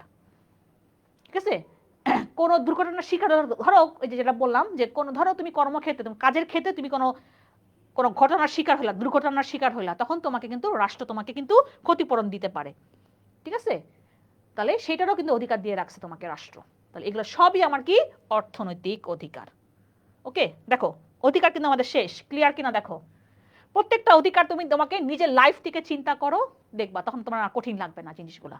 আমাদের অধিকার পর্যন্ত পড়া শেষ, দেখো ক্লিয়ার কিনা, অধিকার ক্লিয়ার কিনা দেখো। অধিকার ক্লিয়ার হলে আমরা যাবো আমাদের কর্তব্য। আমরা নাগরিক, এখন এতক্ষণ আমরা পাইছি আমাদের কি কি অধিকার আছে, এখন আমরা পড়বো যে আমরা যে অধিকারগুলো আছে আমরা ভোগ করব, এখন সেই ভোগ অনুযায়ী আমাকে তো একটা কর্তব্য আছে, একটা আমার দায়িত্ব আছে সরকারের প্রতি, দেশের প্রতি, সেগুলো এখন আমরা পড়বো। তুমি নাগরিক হিসেবে অধিকারগুলো পাইছো, তোমাকে সরকার দিয়ে রাখছে, যাও তুমি এই অধিকারগুলো তুমি তোমাকে আমি দিলাম, তুমি ভোগ করো অধিকারগুলা। সেখানে ভোগ করে যাব, আমার কি কোনো দায়িত্ব নাই দেশের প্রতি? তুমি নিজেই বলো। এই যে দেখো আমি যদি একটা বলি নর্মাল নৈতিকতা থেকে যদি বলি, এই যে আমরা বলি, হ্যাঁ, আমরা বলি মাঝে মাঝে বাপ মারে, হ্যাঁ আমাদের জন্ম দিছো, হ্যাঁ, এখন আর আমাদের জন্ম দিছো, আমাদের এখন তুমি খাওয়া বা কি বলে পড়ালেখা করা বা তোমার দায়িত্ব। হ্যাঁ, প্যারেন্টসদের দায়িত্ব কি এগুলা তোমারও কিন্তু থাকে, কিন্তু সন্তান হিসেবে তোমারও কিন্তু কর্তব্য আছে তোমার বাবা মার প্রতি, শ্রদ্ধা লাভ, বা বাবা মা যখন হচ্ছে গিয়ে বার্ধক্যে পৌঁছে যাবে তার প্রতি কর্তব্য তোমার কি তাকে দেখভাল করা। হ্যাঁ, এগুলো কিন্তু তোর সন্তানেরও দেখো প্যারেন্টসদেরও দায়িত্ব কর্তব্য আছে, আবার দেখো তোমারও কিন্তু দায়িত্ব কর্তব্য আছে। তুমি অধিকার দেখাও তোমার বাপ মার কাছে যে আমার অধিকার এটা, যে আমি তোমার বাচ্চা, আমাকে পড়ালেখা শিখা, আমাকে খাওয়াবা তোমার অধিকার, তাহলে সেটা হচ্ছে তোমার অধিকার। আর দেখো ওটা দেখো দেখো অপোজিট, যে তোমার প্যারেন্টস তোমাকে এগুলো করতেছে কারণ তার কর্তব্য। দেখছো, তার মানে আমি কি বলছিলাম যে অধিকার আর কর্তব্য কিন্তু কি তোমার হচ্ছে একে অন্যের পরিপূরক। তুমি পাচ্ছ এটাকে অধিকার হিসেবে, আর তোমার প্যারেন্টস এটা করতেছে তার কর্তব্য হিসেবে। আর তোমার কর্তব্য কি? তাকে সম্মান করা, তাকে শ্রদ্ধা করা। বুঝা গেছে? তার মানে অধিকার কর্তব্য কিন্তু একে অন্যের পরিপূরক। হ্যাঁ, তুমি তোমার নিজের থেকে দেখো না, তোমার নিজের থেকে দেখো যে তুমি অধিকার পাচ্ছ কি, তোমাকে জন্ম দিছে, এই জন্য তোমার অধিকার, যে তোমাকে জন্ম দিছে তোমার প্যারেন্টস, তোমার সেই অধিকার তুমি পাচ্ছ, তোমাকে খাওয়াচ্ছে, পড়াচ্ছে, হ্যাঁ, তোমাকে শিক্ষা দিচ্ছে, তুমি সেই অধিকারগুলো পাচ্ছ প্যারেন্টস থেকে, তোমার বাবা মার থেকে। তাহলে আর এটা কি বাবা মার দায়িত্ব কর্তব্য, যে আমার বাচ্চাকে কি কি আমার দেখভাল করা, দেখাশোনা করা, হ্যাঁ, তাকে খাওয়ানো, পড়ানো, তারপর কি পড়ালেখা করানো। হ্যাঁ, তার মানে এটা কি প্যারেন্টসের কর্তব্য, তোমার অধিকার। আবার দেখো তোমার অধিকারটা, তোমার কর্তব্যটা কি? তোমার কর্তব্য হচ্ছে কি বাবা মাকে শ্রদ্ধা করা। তাহলে তোমার কর্তব্য হয়ে গেল, ওটা কিন্তু আবার প্যারেন্টসের কিন্তু এটা আসলে অধিকার হয়ে যায়। ওই যে নৈতিক অধিকার, দেখছো নৈতিক অধিকার, যে আমরা যেটা বললাম যে বাবা মার কিন্তু মানে শ্রদ্ধা পাওয়ার অধিকার কি তার সন্তানদের থেকে। আমি যেটা বললাম যে শিক্ষকদের শ্রদ্ধা লাভের অধিকার, হ্যাঁ, যে সে স্টুডেন্টের কাছ থেকে শ্রদ্ধা লাভ করবে। দেখছো, তোমার দেখো আমাদের দায়িত্ব কর্তব্য কি, তোমাকে আমি পড়াচ্ছি, দেখছো, তুমি নিজে দেখো তোমাকে আমি পড়াচ্ছি, এটা আমার কর্তব্য। আর তোমার অধিকার আর আমার অধিকার কি, তোমার কাছ থেকে শ্রদ্ধা পাওয়া। ঠিক আছে? আচ্ছা, আসো এবার তাহলে আমরা চলে আসি নাগরিক কর্তব্য। কর্তব্য, duties, duty, it's my duty, তাই না? It's my duty. আমাদের সবার আগে ডিউটি কি দেখবো আমরা একটু পরে। হ্যাঁ, সবার আগে ডিউটি হচ্ছে কি আমার রাষ্ট্রের প্রতি সমর্থন। হ্যাঁ, দেখবো আমরা একটু আগে, একটু পরে। তাহলে কি, যে আইনের দ্বারা স্বীকৃত অধিকার। দেখো ওই যে আমরা যে বলা এতক্ষণ ধরে আইনগত অধিকার পড়ছি আমরা, এই যে আইনগত অধিকার ভোগ করার জন্য নাগরিককে যে দায়িত্ব পালন করতে হয় তাকে বলা হয় নাগরিক কর্তব্য। দেখছো একই কথা, আমি তোমাকে ডিটেলস বলছি, এখানে এক লাইনে দিয়ে দিচ্ছে যে রাষ্ট্র কর্তৃক যে আইনগত অধিকার তুমি ভোগ করতেছো, সেই ভোগ করার জন্য তোমার কিন্তু রাষ্ট্রের প্রতি কর্তব্য আছে, সেগুলোকে বলা হচ্ছে কি তোমার কর্তব্য, দায়িত্ব আছে, সেগুলোকে বলা হয় কি তোমাকে নাগরিক কর্তব্য। এই যে আমি এতক্ষণ ধরে বললাম যে আমাদের এই অধিকারগুলো দিয়ে রাখছে সরকার, তুমি এই অধিকারগুলো ভোগ করার জন্য তোমার যে দেশের প্রতি বা রাষ্ট্রের প্রতি যে দায়িত্ব আছে ওটাকে বলা হয় নাগরিক কর্তব্য। দেখো একদম ইজি, তুমি নিজের ভাষায় লেখো না কেন, এই কথাটা আমি তোমাকে নিজের ভাষায় বলছি, তুমি নিজের ভাষায় লেখো, যদি লাইন ঠিক থাকে তোমার কোনো সমস্যা নাই কিন্তু।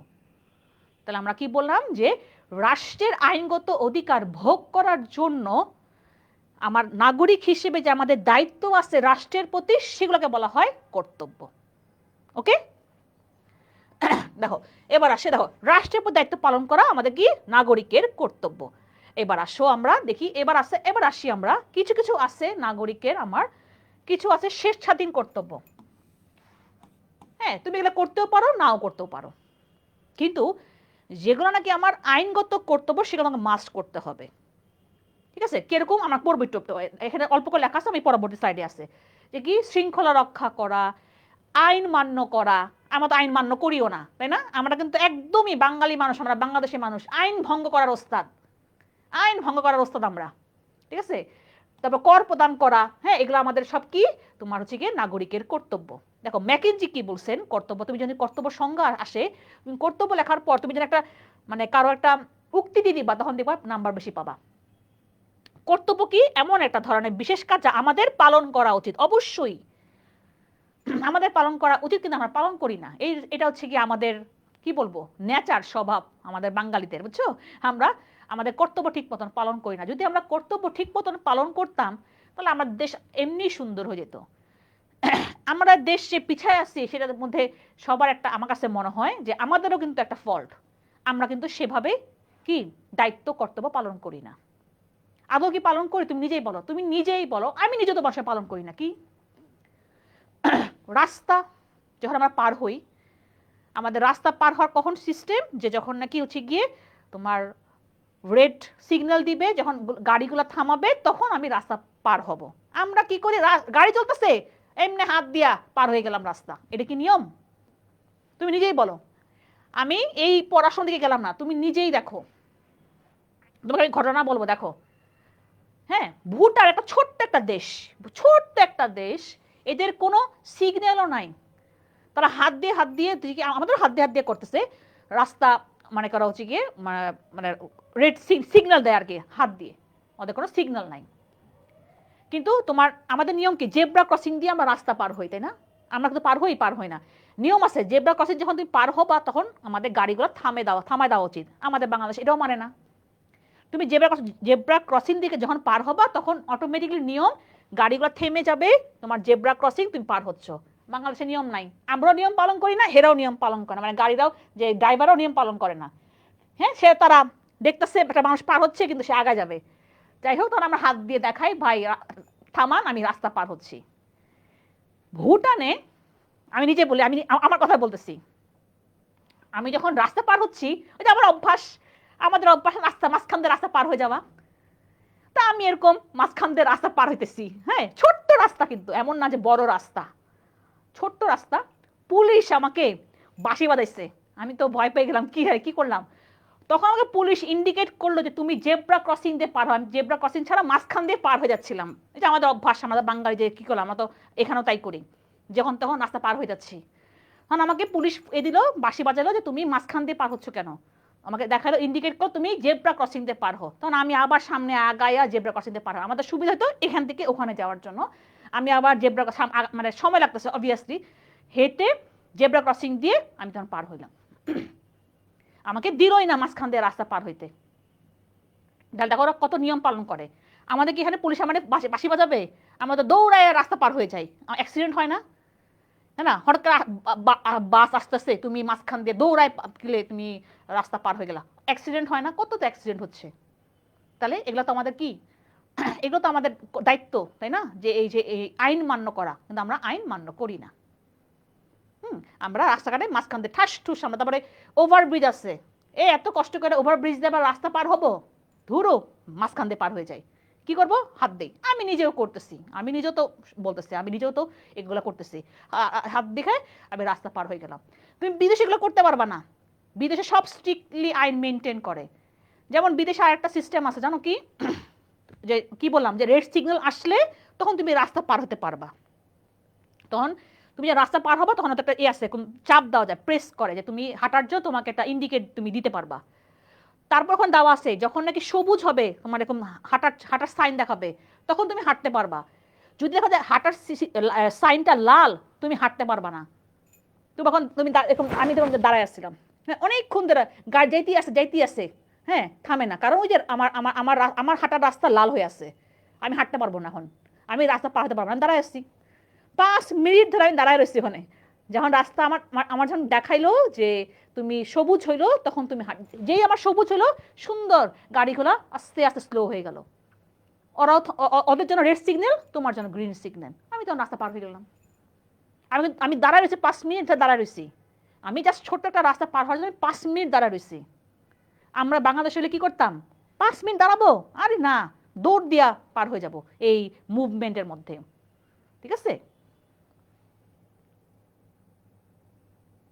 আচ্ছা ঠিক আছে লিপি, আমি তোমাকে রিপ্লাই দিব না। ওকে, আমরা অনেক কিছু বললাম, হ্যাঁ, তোমাদের লাইফ থেকেই বললাম, এই কারণে যে আমাদের আসলে দায়িত্ব এগুলা। সেই দায়িত্বকে আমরা বলি কি, আমাদের কর্তব্য। আসো এবার দেখি কর্তব্য কত রকম, যেটা আমি বলতেছিলাম 2 রকম, নৈতিক কর্তব্য, আইনগত কর্তব্য। নৈতিক কর্তব্যগুলা জন্য তোমাকে কেউ কিছু বলবে না, কিন্তু আইনগত কর্তব্য তোমাকে অবশ্যই পালন করতে হবে। আবার কি আছে, ভাগ করা আছে, সামাজিক কর্তব্য, রাজনৈতিক কর্তব্য, অর্থনৈতিক কর্তব্য। তাহলে আসো এবার আমরা দেখি নৈতিক কর্তব্যগুলা কি কি। ওই যে আবার সেই অধিকারের মতন আর কি, হ্যাঁ, সেই অধিকারের মতন। সেটা কি? দেখো, ওই যে ভিক্ষুকে ভিক্ষা প্রদান করা, তারপর অসহায় ব্যক্তিকে সাহায্য করা, জাস্ট ওই যে ওইটারই পরিপূরক। হ্যাঁ, তারপরে কোনো ব্যক্তিকে তুমি যদি সাহায্য করতেছো, অন্যায় বিরুদ্ধে প্রতিবাদ করে, এগুলো সবই আমাদের নৈতিক কর্তব্য। সো নৈতিক কর্তব্য তুমি পালন না করে তোমাকে কিছু কেউ বলবে না, তোমার এটা মন থেকে আসবে। আমি তোমাকে কি বললাম যে ভিক্ষুকে যে ভিক্ষা করা অধিকার, সেটা ভিক্ষা অনৈতিক অধিকার, সে নাও পাইতে পারে। আর তুমি কি যে তুমি তোমার কর্তব্য যে তুমি দিতেও পারো নাও দিতে পারো, তুমি হেল্প করতেছো কাউকে, কর্তব্য, তুমি কর্তব্য পালন করলা তুমি, হ্যাঁ, কোনো হেল্প, কোনো বিপদগ্রস্ত কেউ তাকে তুমি হেল্প করতেছো, হ্যাঁ, সে তুমি নৈতিকতা থেকে আসতেছে, তোমার নীতি থেকে, তোমার নীতি থেকে আসতেছে যে না আমি ওকে হেল্প করি, বেচারা কি বলে বিপদে আছে, আমরা হেল্প করি না মানুষকে, সে তোমার নৈতিকতা থেকে তুমি করতেছো, তাহলে এটা তোমার কি নৈতিক কর্তব্যের মধ্যে পড়তেছে। দেখো কি বলছে যে এটা স্বতঃস্ফূর্তভাবে পালন করে থাকে নাগরিক, তুমি তোমার নিজের মতন, এবং এগুলোর জন্য কি কাকে বল প্রয়োগ করা চলে না। আমি যেটা বললাম যে আমি এখন তোমাকে বলবো না এই তুমি কেন দিলা না ভিক্ষুককে ভিক্ষা, আমি তোমাকে সেই জন্য বল প্রয়োগ করতে পারবো না, তুমি এটা মন থেকে করবা, তুমি করলে করবা, না করলে নাই। তাহলে এটা আমাদের কি নৈতিক কর্তব্য। এবার আসি আমরা আইনগত কর্তব্য। দেখো আইনগত কর্তব্যগুলা কি, দেখো কি বলছে যে রাষ্ট্রীয় আইন দ্বারা যেসব কর্তব্য আরোপিত কার্যকর করা সেগুলোকে বলা হয় আইনগত কর্তব্য। সবার আগে আমি কি বলছি, দেখো আমাদের আইনগত কর্তব্যের মধ্যে আমার সবার আগে পড়বে রাষ্ট্রের প্রতি আনুগত্য। আমি সবার আগে তোমাকে এটাই বলছি, তুমি এই বাংলাদেশে থাইকা এখন তুমি যদি অন্য দেশের অনুগত হয়ে থাকো তাহলে কি হবে? সবার আগে যে আমি আমার রাষ্ট্রের প্রতি লয়াল, হ্যাঁ, আমি আমার বাংলাদেশের প্রতি আমরা লয়াল, তাহলে আমাদের সবার আগে আমাদের আনুগত্য প্রকাশ, কর প্রদান করা, ভোট দেওয়া, এগুলো সব আমাদের আইনগত কর্তব্য। হ্যাঁ, যে কর প্রদান, দেখো কেন কর প্রদান না করলে, আমি বলতেছি যে ট্যাক্স যদি তুমি না দাও, আমি এটা বলছিলাম দেখো যে একটা দেশের সরকার পুরোপুরি চলে ট্যাক্সের উপর। এখন তুমি যদি ঠিকভাবে তোমার যদি ট্যাক্স তুমি প্রদান না করো, তাহলে কিন্তু সরকার তাহলে তার কাজ ঠিকভাবে পালন করতে পারবে না। এই জন্য এটাও একটা কিন্তু তোমার কিন্তু কর্তব্য, কর প্রদান করা, ট্যাক্স দেওয়া। এটা আমি এবার ট্যাক্স দিচ্ছি, কালকে আমার কাগজ দিয়ে গেছে, হ্যাঁ, আমি বাংলাদেশের নাগরিক হিসেবে আমি ট্যাক্স দিচ্ছি, আমাদের একটা নিয়ম আছে। হ্যাঁ, ভাইবো না যে তুমি যা কামাই করবা তার উপরে আবার ট্যাক্স, তা না, নিয়ম আছে, আমি এখানে বললাম না ওইটার দিকে। হ্যাঁ, আমাদের নিয়ম আছে যে কত টাকার উপরে হলে তোমাকে ট্যাক্স দিতে হবে বা কর দিতে হবে, একটা নিয়ম করা আছে সরকার, হ্যাঁ, বাট তোমাকে দিতে হবে, এটা তোমার হচ্ছে তোমার দায়িত্ব, তোমার কর্তব্য রাষ্ট্রের প্রতি, যে তুমি ট্যাক্স দিবা। তোমার জমি আছে, তুমি তুমি তোমার বাবাকে জিজ্ঞেস করো, তোমার জমি আছে, তোমাকে কি দিতে হবে? ভূমি কর দিতে হবে। তুমি তোমার বাবাকে জিজ্ঞেস করো বাবা দিছো কিনা ল্যান্ড ট্যাক্স, জিজ্ঞেস করবে, বা খাজনা যেটাকে বলি আমরা, ভূমি কর খাজনা একই কথা। তুমি তোমার তোমার বাসার তোমার জায়গা আছে, তোমার সেই জায়গার জন্য তোমাকে ট্যাক্স দিতে হবে। আমাদের আমাদের বাসা আছে কোথায়? সিটি কর্পোরেশনের মধ্যে, আমরা প্রতি বছর কি দেই? সিটি কর্পোরেশন ট্যাক্স দেই। ভূমি কর তো আছেই, তুমি ভূমির উপর যে বাসা বানাইছো সেটার জন্য তোমাকে সিটি কর্পোরেশনকে ট্যাক্স দিতে হবে, যেটাকে বলা হয় সিটি কর্পোরেশন ট্যাক্স বা মিউনিসিপ্যালিটি ট্যাক্স। সেটা আমি সরকারকে দিচ্ছি প্রতি বছর। আমি একজন নাগরিক বাংলাদেশের, আমি বলে টাকা কামাই করি, একটা নির্দিষ্ট সময়ের উপর যদি টাকা কামাইটা চলে যায় তখন তোমাকে কর বা ট্যাক্স দিতে হবে, আমি প্রতি বছর ট্যাক্স দিচ্ছি। এই যে এগুলো কি আমার আইনগত কর্তব্য। ওকে, তাহলে আসো এবার আইনগত কর্তব্য কি বলছে, 3 ভাগে ভাগ করা হয়, তাই না? সামাজিক, রাজনৈতিক, অর্থনৈতিক। দেখি চলো আমরা দেখি কি কি আছে আমাদের এগুলা। দেখো সামাজিক কর্তব্য, সমাজে বসবাস করার জন্য আমাদের কিছু কর্তব্য পালন করতে হয়।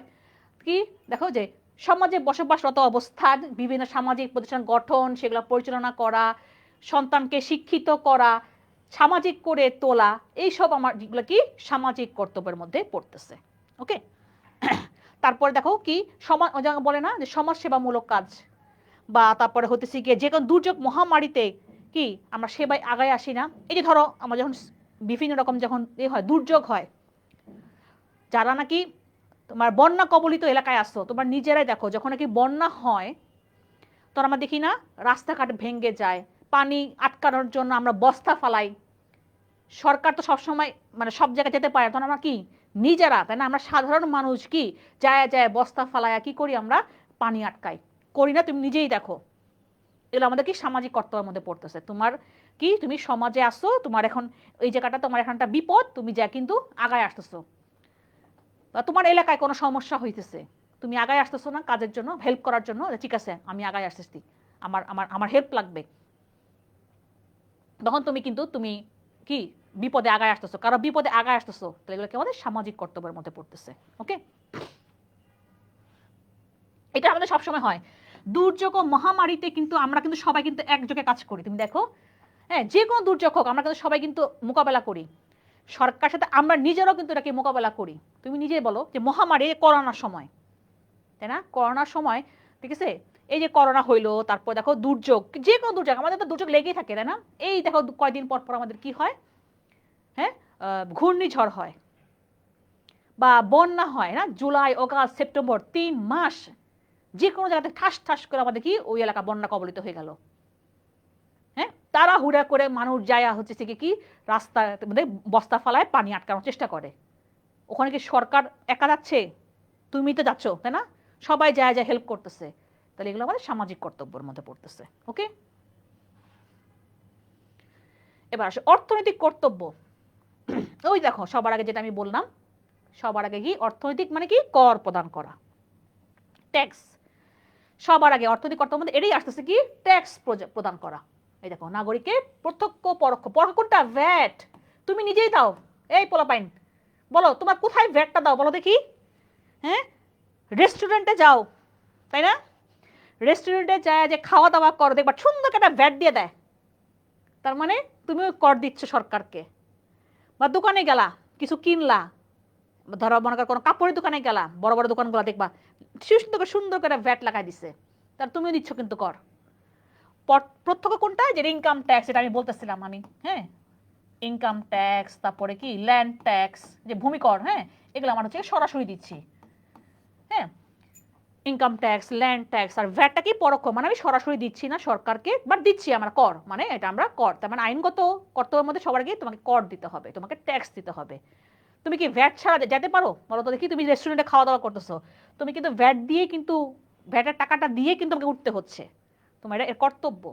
অনেক সময় বলে, অনেক সময় এরকম করে রেস্টুরেন্টগুলো করে কি, স্যার ভ্যাটটা কমাই দিলাম, ভ্যাটটা কেটে দিলাম। তার মানে তুমি যদি ভ্যাটটা না দাও সরকারকে তুমি বঞ্চিত করবা। সরকারের সেটা দায়, মানে অধিকার তোমার কাছ থেকে সেটা পাওয়া, সরকারের অধিকার তোমার কর্তব্য। ওকে, দেখো, রাষ্ট্রের অধিকার ভোগের জন্য তোমাকে নিয়মিত কর প্রদান করা অবশ্যই কর্তব্য। আমি কি বলছি দেখো, যে সরকার চলেই কিন্তু আমাদের ট্যাক্সের উপরে। তুমি যদি ট্যাক্স ঠিক মতো না দাও, আমাদের সরকার ঠিক মতো চলবে না, রাষ্ট্র ঠিকভাবে চলতে পারবে না। এই দেখো, রাষ্ট্রের কল্যাণমূলক কাজে ব্যাহত হবে। হ্যাঁ, যে আমাদের যে রাষ্ট্র যে আমাদের জন্য কল্যাণমূলক কাজ করে, এই যে রাস্তাঘাট তৈরি করে, এগুলো সব কল্যাণমূলক কাজ, এগুলো আছে তোমাদের, হ্যাঁ, কল্যাণমূলক কাজ রাষ্ট্র যেগুলো করে, এগুলো কিন্তু রাষ্ট্রের কিন্তু অপরিহার্য কাজ না। রাষ্ট্রের জরুরি কাজ হচ্ছে কি আইন প্রণয়ন করা। আর কল্যাণমূলক কাজ কি? এই যে আমাদের ভালোর জন্য রাস্তাঘাট তৈরি করে দিচ্ছে সুন্দরভাবে, এই যে অবকাঠামো যে নির্মাণ, দেখো তুমি নিজেই দেখো, আমরা আগে, আমি যদি আমাদের কথা বলি, আমাদের গ্রামে আগে মাটির রাস্তা ছিল, গাড়ি ঢুকতোই না বাসা পর্যন্ত। আমরা বাজারে এরকম আছে, বাজারে গাড়ি রেখে হেঁটে হেঁটে গেছি মানে ঘরে। আর এখন সুন্দর রাস্তা হয়ে গেছে, একদম বাসার সামনে গুলে, বাড়ির সামনে গুলে যায়, গাড়ি যায় এরকম। এই যে এগুলা কি কিন্তু তোমার হচ্ছে গিয়ে রাষ্ট্র, এগুলো কিন্তু কি জনকল্যাণমূলক কাজ করে রাষ্ট্র। তাহলে তুমি যদি ঠিক মতন কর না দাও, তুমি কিন্তু তাহলে রাষ্ট্র সেই কাজগুলো ঠিক মতন করতে পারবে না। তাহলে তোমাকে অবশ্যই কর দিতে হবে, ঠিক আছে? তারপর আবার কি দেখো, যে অনেক সময় যদি কোনো বিপদ হয়, তখন কিন্তু রাষ্ট্র বলে যে আমাদের যারা বড় বড় ইন্ডাস্ট্রি আছে, যারা বড় বড় বড় বড় বড় লোক মানুষের কাছ থেকে সাহায্য চায়, যে তোমরা আমাদেরকে হেল্প করো, আমাদের একটা বড় দুর্যোগ আসছে, হেল্প করো। এই যে আমি তোকে বলি, এই যে সাহায্য যে কামনা করে, অর্থ সাহায্য, তুমি নিজেই দেখো, যখন বন্যা হয়, তাই না, বন্যা যখন হয় তখন কিন্তু আমাদের অনেক হেল্পলাইন খুলে না, সরকারিও খুলে বেসরকারিও খুলে, আমরা হেল্পলাইন খুলে না, সরকার থেকেও আসে যে আমরা একটা হেল্পলাইন খুলছি, আমাদের এখন কি হলে সাহায্য দরকার, আমাদের এখানে বন্যা, আমাদের এবার কিন্তু হয়েছে, তাই না, যে অগাস্ট সেপ্টেম্বর যে আমাদের বন্যা হইলো বিভিন্ন জায়গায়, সেই মনে করো উত্তরবঙ্গে বন্যা হইলো, তারপর এবার নোয়াখালী, ফেনী, কুমিল্লা, তারপর ডুবে গেছিল ওই সময়, এই যে তোমার অগাস্টের দিকে।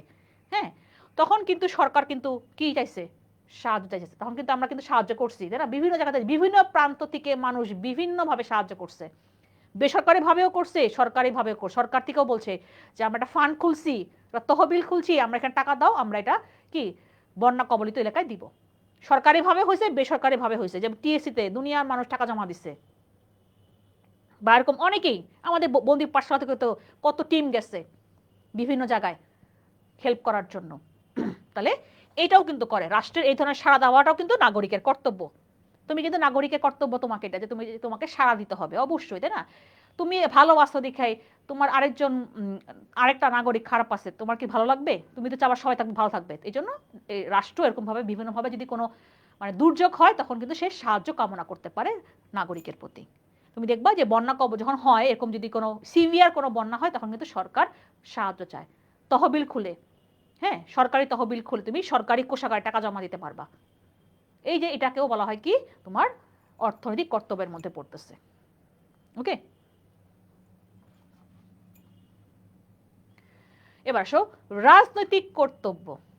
দেখো কি কি আছে, এই যে সবার আগে রাষ্ট্রের প্রতি আনুগত্য প্রকাশ করা, আইন বিধান মান্য করা, ভোটাধিকার প্রদান করা, কিভাবে? সততার সাথে। হ্যাঁ, আমরা অনেক সময় কি করি, আরেকজনের ভোট আরেকজন দিয়া দেয়, ওইটা করলে হবে না, তোমার ভোট তুমি দিবা। হ্যাঁ, আমাদের হয় কিন্তু এটা, তাই না? তাহলে এটা তো আর এই রইলো না। হ্যাঁ, আমাদের দেখবা তোমার ভোট দিয়ে তুমি ধরো তুমি গেলা না, দেখো তুমি পরবর্তী যাই দেখবা তোমার ভোট দিয়ে দিচ্ছে, ওটা তো আর হইলো না। তার মানে আমাকে ভোট দিতে হবে কি সততার সাথে ভোট দিতে হবে। তারপরে হচ্ছে গিয়ে রাজনৈতিক ও প্রশাসনিক কর্মকাণ্ডে অংশ নেওয়া, এগুলো সবই আমার কিছু পড়ছে অর্থনৈতিক কর্তব্যের মধ্যে পড়ছে। সার্বভৌমত্ব, এই দেখো সার্বভৌমত্ব রক্ষা এগিয়ে আসা প্রতি নাগরিকের গুরুত্বপূর্ণ রাজনৈতিক কর্তব্য। মুক্তিযুদ্ধ, তুমি যদি বলো 71-এর মুক্তিযুদ্ধ বা আমাদের এই যে আন্দোলন, হ্যাঁ মুক্তিযুদ্ধের সময় কারা গায়ে আসছে? শুধু কি আমাদের আর্মি যারা তারাই কি যুদ্ধ করছে? আমাকে বলো তুমি। আমরা সাধারণ মানুষ যুদ্ধ করি নাই? হ্যাঁ, আমার স্বাধীনতার জন্য আমরা কি সাধারণ মানুষ নেমে গেছে না? যে নাকি জীবনে বন্দুক চালাতে পারে নাই সেও কি যুদ্ধে চলে গেছে। কারণ কেন? আমার সার্বভৌমত্ব রক্ষা করতে হবে, আমাকে দেশকে রক্ষা করতে হবে।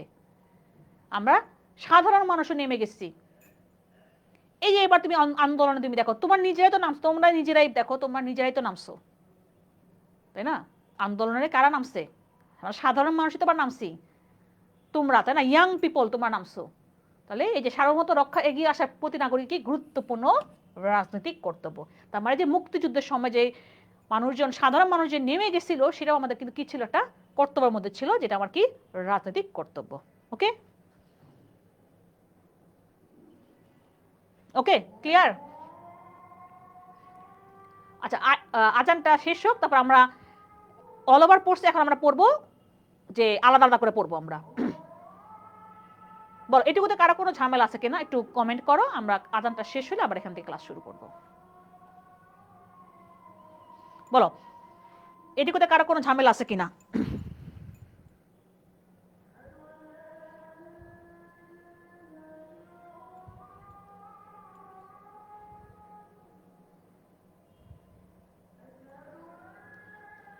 তোমাদের এত স্টুডেন্ট কম কেন আজকে?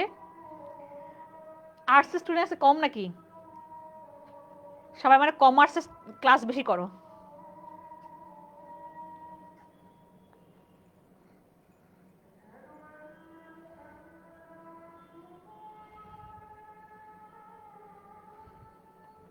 আচ্ছা, নুরায়া তাবাসসুম বলছে ক্লিয়ার।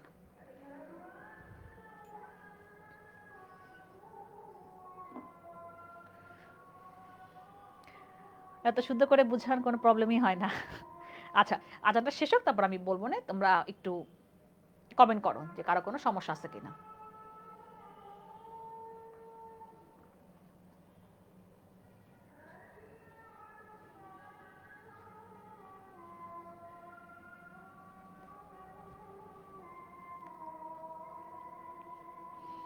সবাই ঘুমে? ও এক্সাম হচ্ছে, টেস্ট, টেস্ট না, টেস্ট শুরু হয়েছে তোমাদের? আচ্ছা আচ্ছা। হুম,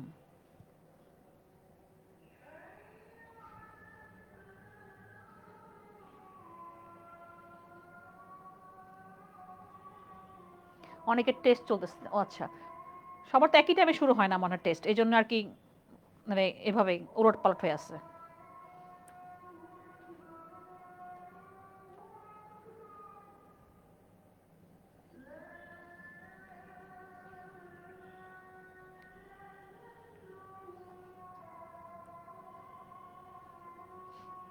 আচ্ছা, আসো এবার আমরা এখন আলাদাভাবে পড়ছি, এখন আমরা অল ওভার পড়বো আমাদের নাগরিকের কর্তব্যটা কি। দেখো সবার আগে আমি যেটা বলছি, আমরা এতক্ষণ যা পড়ছি সেগুলোই আর কি দেওয়া।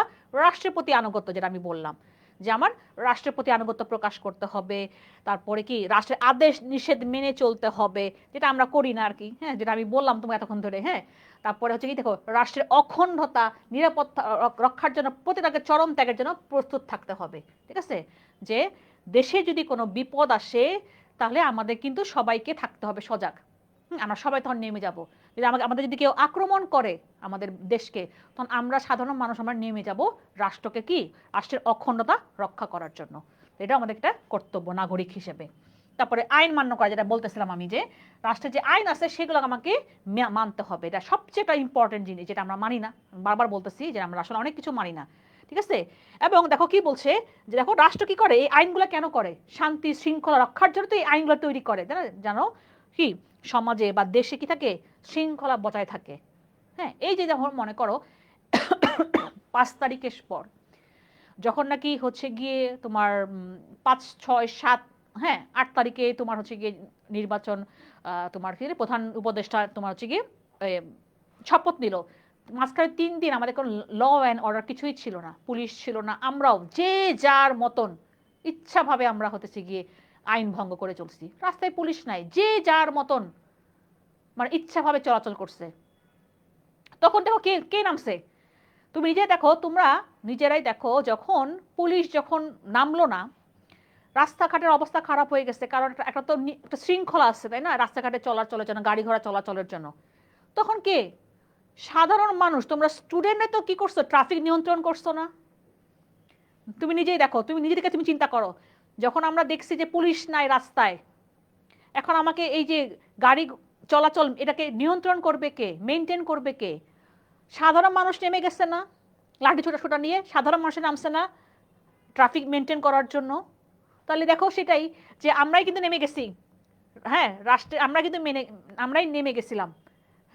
এই জন্য বললাম যে এগুলো আমাদের, আমরা কর্তব্য হিসেবে কিন্তু আমরা এগুলো নামছি, যে আমাদের কর্তব্যটা। ঠিক আছে, এখন একটা বিশৃঙ্খল অবস্থা হয়েছে, এটাকে শৃঙ্খলার মধ্যে নিয়ে আসা।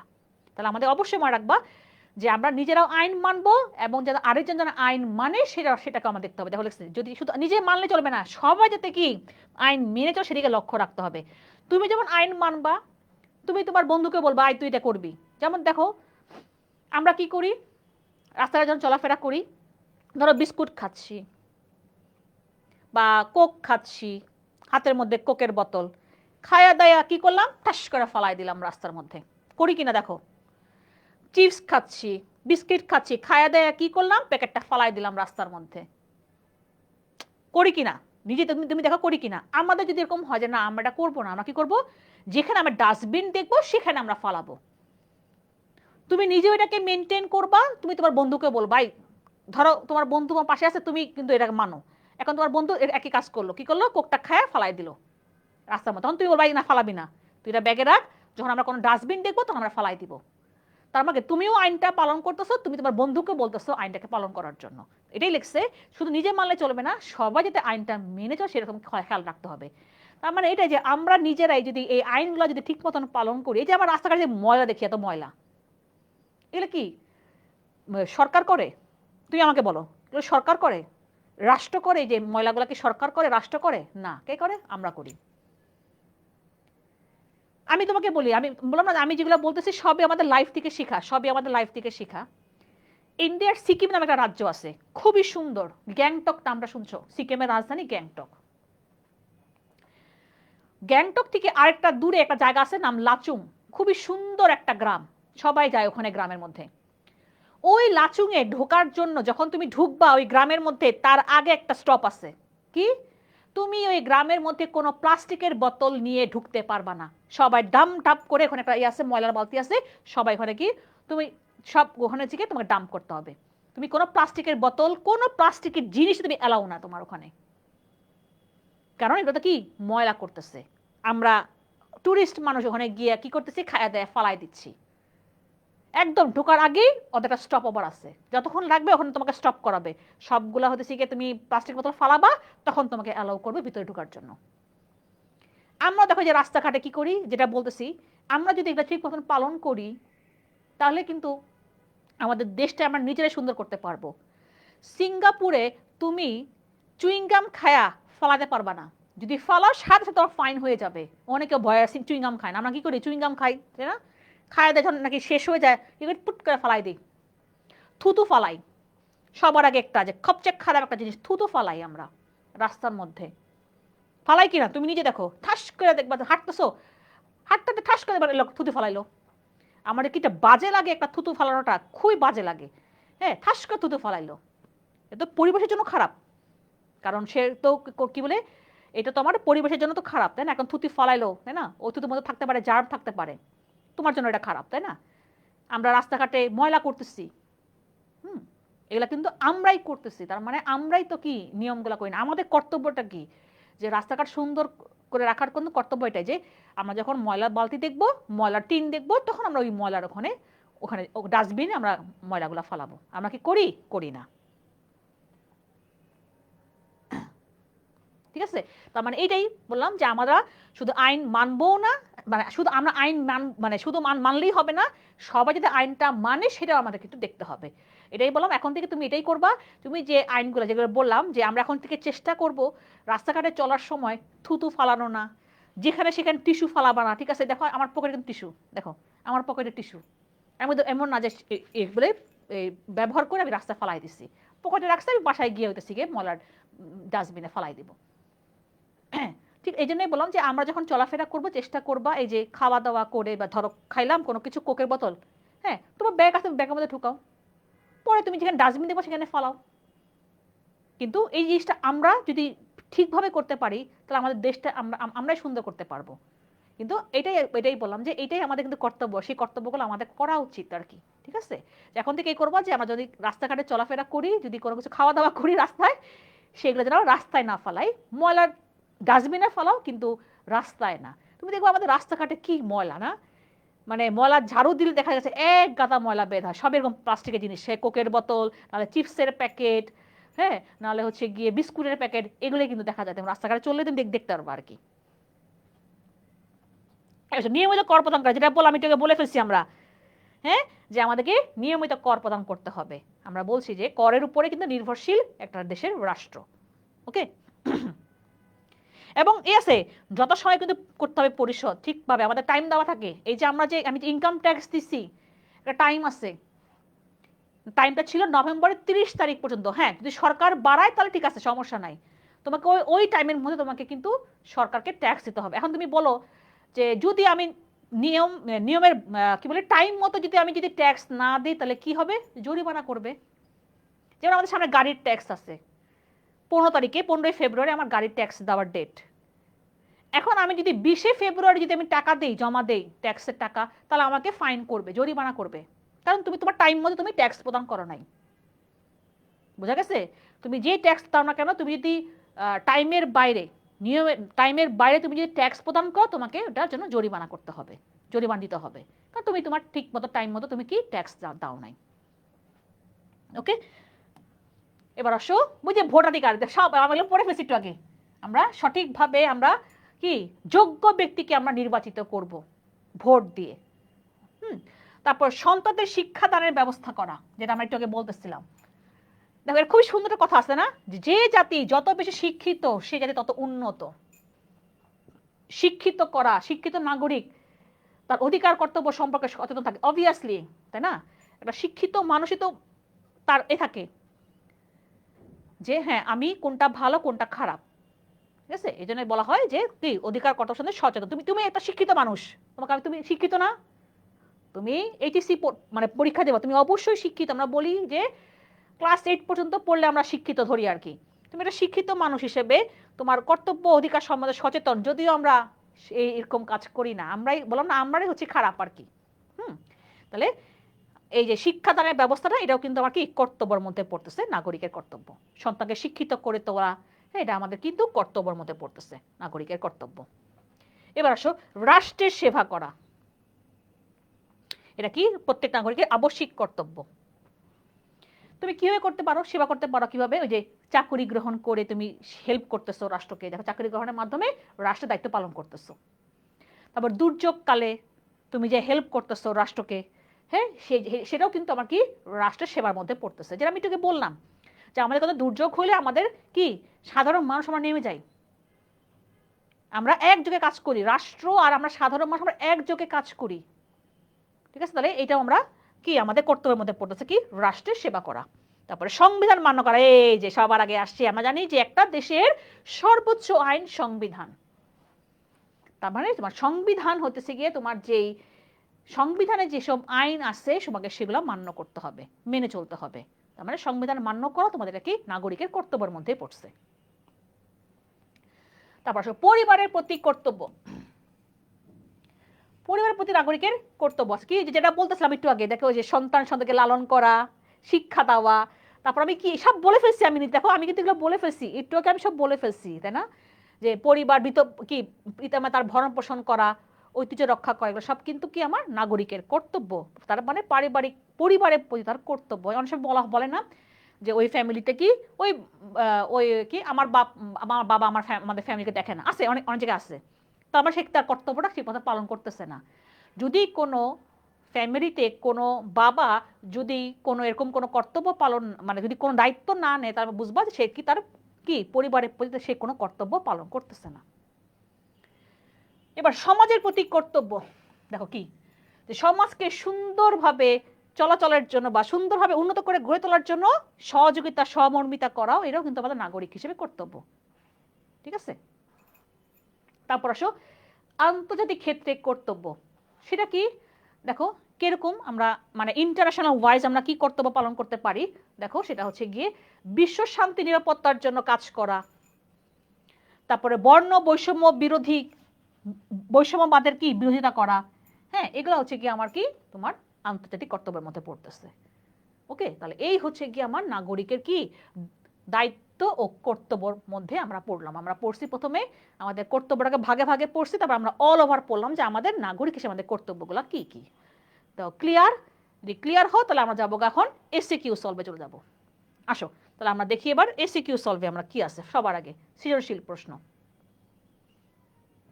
দেখো কি বলছে, মত প্রকাশের অধিকার, ভোট প্রদানের অধিকার, ন্যায্য মজুরি লাভের অধিকার।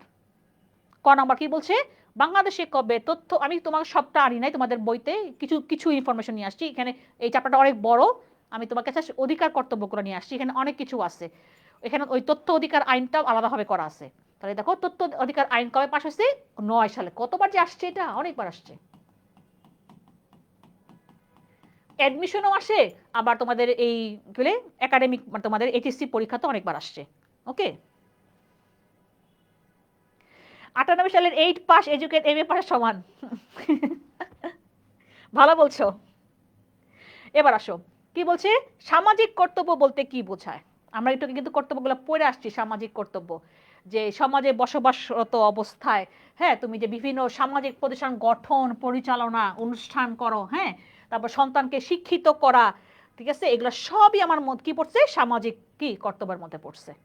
আমরা কিন্তু অলরেডি সব পড়ে আসবো। যে এই যে এটুকে বললাম দুর্যোগ মহামারীতে এই সেবা এগিয়ে আসাও কিন্তু আমরা সমাজ সেবামূলক বলি না, আমরা সমাজ সেবামূলক কাজ করে আমরা কিন্তু বলে অনেকে তাই না, সমাজ সেবামূলক কাজ করে। ওই যে একজন আসছিল কি জানি বাংলার রবিনহুড বানাইছিল না, কারে জানি বানাইছিল, যে বিভিন্ন বিভিন্ন গ্রামে গ্রামে গিয়ে হেল্প করতেছিল, সমাজ সেবামূলক কাজ করতেছিল। হ্যাঁ, তাহলে এটা হচ্ছে আমাদের কি সামাজিক কর্তব্যের মধ্যে পড়তেছে। এবার আসো উদ্দীপকের ছকে প্রশ্ন চিহ্নিত স্থানে তোমার পাঠ্য বইয়ের কোন অধিকারের প্রতি ইঙ্গিত করা হয়েছে, তোমার নিজেরাই বলো। মত প্রকাশের অধিকার, ভোট প্রদানের অধিকার, ন্যায্য মজুরি লাভের অধিকার, এগুলা কোন অধিকারের মধ্যে পড়তেছে। দেখো এগুলো আমার পড়তেছে তোমার মত প্রকাশের অধিকার, ভোট প্রদানের অধিকার, ন্যায্য মজুরি লাভের অধিকার। দেখো তো আমরা একটু আগে পড়ছি, এগুলো কিসের মধ্যে পড়ছে, আমার আইনগত অধিকারের মধ্যে পড়ছে। আমরা জানি নৈতিক অধিকার আইনগত অধিকার আমাদের দুইটা। তাহলে আইনগত অধিকারের মধ্যে আমরা সামাজিক অধিকার মধ্যে পড়ছি মত প্রকাশের অধিকার, তাহলে এগুলো কি হবে, আমার আইনগত অধিকারের মধ্যে পড়ছে। দেখো আইনগত অধিকারের মধ্যে আমার এগুলো পড়ছে। দেখো আমরা অলরেডি পড়ে ফেলছি, আমার আইনগত অধিকারের মধ্যে আমার কি আছে, সামাজিক অধিকার আছে, হ্যাঁ অর্থনৈতিক অধিকার আছে, আর কি রাজনৈতিক অধিকার আছে। তিনটা মিলে আমার আইনগত অধিকার। এখন তুমি যা যা বললাম ওইগুলোই কিন্তু আমার এখানে লেখা আছে। ঠিক আছে, দেখো কয়টি রূপ, যে সামাজিক, রাজনৈতিক কি অর্থনৈতিক। ঠিক আছে? তারপর লেখা আছে যে একটি রাষ্ট্রে নাগরিক যেসব অধিকার ভোগ করে সেগুলো আছে কি তোমার নৈতিক অধিকার আর নৈতিক অধিকার আর হচ্ছে গিয়ে আইনগত, এই আইনগতটাকে আমরা ভাগ করে দিছি। ঠিক আছে? তাহলে মানে বুঝতেই পারতেছো যে এগুলো আমাকে আইনগত অধিকারের দিকে আমরাকে মিন করছে। তাহলে আমার এটা হয়ে গেল। এবার আসি ঘ নাম্বার কি বলছে। উক্ত অধিকার ভোগের মাধ্যমে নাগরিকরা কি কি দায়িত্ব কর্তব্য পালন করতে পারবে বলে তুমি মনে করো? এই যে আমরা বলছিলাম মত প্রকাশের অধিকার, ভোট প্রদানের অধিকার, তুমি এগুলো পাচ্ছ, তুমি এটারিতে তুমি তোমার কর্তব্যগুলা কি? কর্তব্যগুলা কি? তুমি যখন ভোট দিবা তখন আমি কি দিব? সততার সাথে ভোট দিব, এটাই আমার কিন্তু কর্তব্য। হুম, দেখো এখানে সবই বলা আছে, আমি যা যা পড়ালাম সব এখানে বলা আছে। ঠিক আছে? এই যে রাষ্ট্রের অধিকার কি, রাষ্ট্রের সেবা করা, শিক্ষা প্রদান করা, এগুলো সবই আমরা পড়ে ফেলছি। যা যা বললাম আমি কর্তব্য সেগুলো এখানে এখানে এখানে লেখা আছে। ঠিক আছে? এই দেখো সব বলা আছে, সব বলা আছে। ঠিক আছে? কর প্রদান করা, ওরা এখানে এখানে আমি ভেঙে ভেঙে লিখে দিচ্ছি। আমার এখানে উপরে পিছনে যেগুলো পড়ছি সবই এখানে আমার অল্প করে দেওয়া আছে, কিন্তু স্কুইজ করে দেওয়া আছে। সো তুমি এটা যদি পড়ো তাহলে আমি যেগুলো পিছনে পড়ছি সবই এখানে আমার দেওয়া আছে, যে আমরা কি কি কর্তব্য পালন করতে পারি নাগরিক হিসেবে সেগুলো এখানে বলা আছে। ওকে, এবার আসি আমরা আরেকটা প্রশ্নে যাই। একটা মানুষের নাম দেখো জন লেনন, মিস্টার লেনন কি বলছে দেখো। মিস্টার লেনন ক রাষ্ট্রের একজন সচেতন নাগরিক। তিনি দেশের স্থানীয় জাতীয় নির্বাচনে সৎ, দক্ষ, যোগ্য প্রার্থী বাছাইয়ের ক্ষেত্রে গুরুত্বপূর্ণ ভূমিকা পালন করেন, নিয়মিত কর দেন। যাক, ভালো মানুষ দেখছো, সবকিছু একদম পুরা মানে করতেছে। এমনকি রাষ্ট্রের প্রতি দায়িত্ব পালনের পাশাপাশি তার এলাকার অন্যদেরকে উনি রাষ্ট্রের দায়িত্ব পালনে উদ্বুদ্ধ করেন। ওই যে আমি যেটা বললাম যে তুমি নিজেও পালন করবা দায়িত্বগুলা, কর্তব্যগুলা, তুমি তোমার আশেপাশের মানুষকেও বলবা সেগুলা করার জন্য। উনি তাই করেন আর কি। তাহলে এখন সবার কাছে আসছে ডেমোস কি, ডেমোস অর্থ কি জনগণ। এবার চলে আসি খ নাম্বার বলছে জাতীয় রাষ্ট্র বলতে কি বোঝায়। কি বলছে দেখো, জাতীয়তার ভিত্তিতে যে রাষ্ট্র সেগুলোকে আমরা বলা হয় কি জাতি রাষ্ট্র বা জাতীয় রাষ্ট্র। ঠিক আছে? এখানে আমি পুরো সংজ্ঞাটা দিয়ে দিছি। হ্যাঁ, এবার আসো 3 নাম্বারটা কি বলছে, গ নাম্বারটা। উদ্দীপকে উল্লেখিত লেননের যোগ্য প্রার্থী বাছাই কার্যক্রম কোন ধরনের কর্তব্যকে নির্দেশ করে? এই যে সে যে যোগ্য প্রার্থী বাছাই করতেছে সেটা কোন ধরনের কর্তব্য বলো দেখি, তোমরা নিজেরাই বলো কোন ধরনের কর্তব্য এটা। সে কোন ধরনের কর্তব্য পালন করতেছে? সে যে যোগ্য প্রার্থী নির্বাচন করতেছে, নিয়মিত কর প্রদান করতেছে, সেটা কোন ধরনের কর্তব্যকে নির্দেশ করে? দেখো সেটা যোগ্য প্রার্থী নির্বাচন, আমি তার মানে আমি কি বলছি যে আমি সততার সাথে ভোট দিয়ে আমি যোগ্য প্রার্থী নির্বাচন করব, তার মানে এটা আমার রাজনৈতিক কর্তব্যের মধ্যে পড়তেছে। দেখো রাজনৈতিক কর্তব্যের মধ্যে পড়তেছে। আমরা পড়ে ফেলছি আমাদের রাজনৈতিক কর্তব্যগুলা কি কি সেগুলো এখানে দেওয়া আছে। ঠিক আছে? ভোট দেওয়া, তারপর কি রাষ্ট্রের অখণ্ডতা রক্ষার জন্য আমরা যে কোনো সময় আমরা থাকতে হবে আমাদের প্রস্তুত। হ্যাঁ, সেগুলো আমার কিন্তু সব কিন্তু কি রাজনৈতিক কর্তব্যের মধ্যে পড়তেছে। ঠিক আছে? যে সার্বভৌমত্ব রক্ষার জন্য, আমার দেশ রক্ষার জন্য আমাদের কাজে অংশগ্রহণ করতে হবে। একজন নাগরিক হিসেবে আমার সেটা দায়িত্ব কর্তব্য। ঠিক আছে? তার মানে এটা কি রাজনৈতিক কর্তব্য। এবার চলে আসি ঘ নম্বরে আমার কি বলছে, যে উল্লিখিত ব্যক্তির মতন রাষ্ট্রের জন্য নাগরিকরাও যদি দায়িত্ব কর্তব্য পালন করে তাহলে সুশাসন প্রতিষ্ঠায় কি রূপ প্রভাব পড়বে? অবশ্যই ভালো। দেখো লেনন কি করতেছে, সে যোগ্য প্রার্থী নির্বাচন করতেছে, নিয়মিত কর প্রদান করতেছে, সাথে সাথে সে আরেকজনকেও বলতেছে যে তুমি কর প্রদান করো, তুমি যোগ্য প্রার্থী নির্বাচন করো। তার মানে সে যে যে কর্তব্য করতেছে সাথে সাথে সে আরেকজনকেও বলতেছে। আমি তোমাকে একটু কি বলতেছিলাম যে তুমিও করবা, কর্তব্য পালন করবা, দায়িত্ব পালন করবা, সাথে সাথে তোমার বন্ধুকেও বলবা সেটা করার জন্য। আমি কি বলতেছিলাম একটু আগে, দেখো যে যদি আমরা আমরা সাধারণ মানুষ আমরা যদি নিজেরা যদি সব আইন কানুন মেনে চলি, আমাদের দায়িত্বগুলা পালন করি, কর্তব্যগুলা পালন করি, তাহলে দেশ এমনি সুন্দর হয়ে যাবে। আইন তো আছে, আমি নিজেই বললাম আমার নিজে তো আইন ভঙ্গ করি, তাই না? আমি তো তোমাকে বললাম যে আমরা নিজে তো আইন ভঙ্গ করি, আমরা কি চলি? আমরা কিন্তু আইন অনুযায়ী চলি নাই। তুমি যদি যখন তুমি অন্যান্য দেশে যাবা, ঘুরতে যাবা, তখন তুমি বুঝতে পারবা যে আসলে তো তাই। আমি তোমাকে ছোট্ট একটা ঘটনা বলছি, ভুটানের কথা বললাম যেটা, দেখো ছোট্ট একটা কান্ট্রি, সেখানেও পর্যন্ত দেখো রাস্তায় মাঝখান দিয়ে তুমি ঠাস করে তুমি রাস্তা পার হতে পারবা না। আর আমরা সেখানে কি করি? তুমি নিজে দেখো, তুমি নিজে কি করো? তাহলে আমরা তো আইনগুলা পালন করি না। আমরা যদি আইনগুলা পালন করি অবশ্যই একটা কি দেশে সুশাসন প্রতিষ্ঠা হবে। তার মানে যদি এটাই বলছে তাহলে মানে কি হবে, তাহলে অবশ্যই তোমার কি হবে যে ইতিবাচক প্রভাব পড়বে, হ্যাঁ, একটা দেশকে কি সুশাসনের জন্য।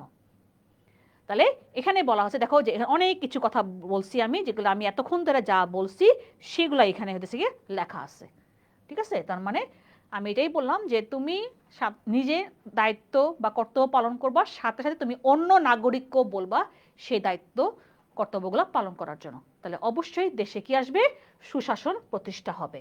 ওকে, এবার চলো এমসিকিউ আমরা পড়ি। বোর্ড এমসিকিউ কয়েকটা নিয়ে আসছি, চলো আমরা বোর্ড এমসিকিউগুলো পড়ে ফেলি। আসো, চলে আসো। 1 নম্বর প্রশ্ন, অবকাশ লাভের অধিকার এটা কোন ধরনের অধিকার বলো? অবকাশ লাভের অধিকার আমরা আগে একটু পড়ছি।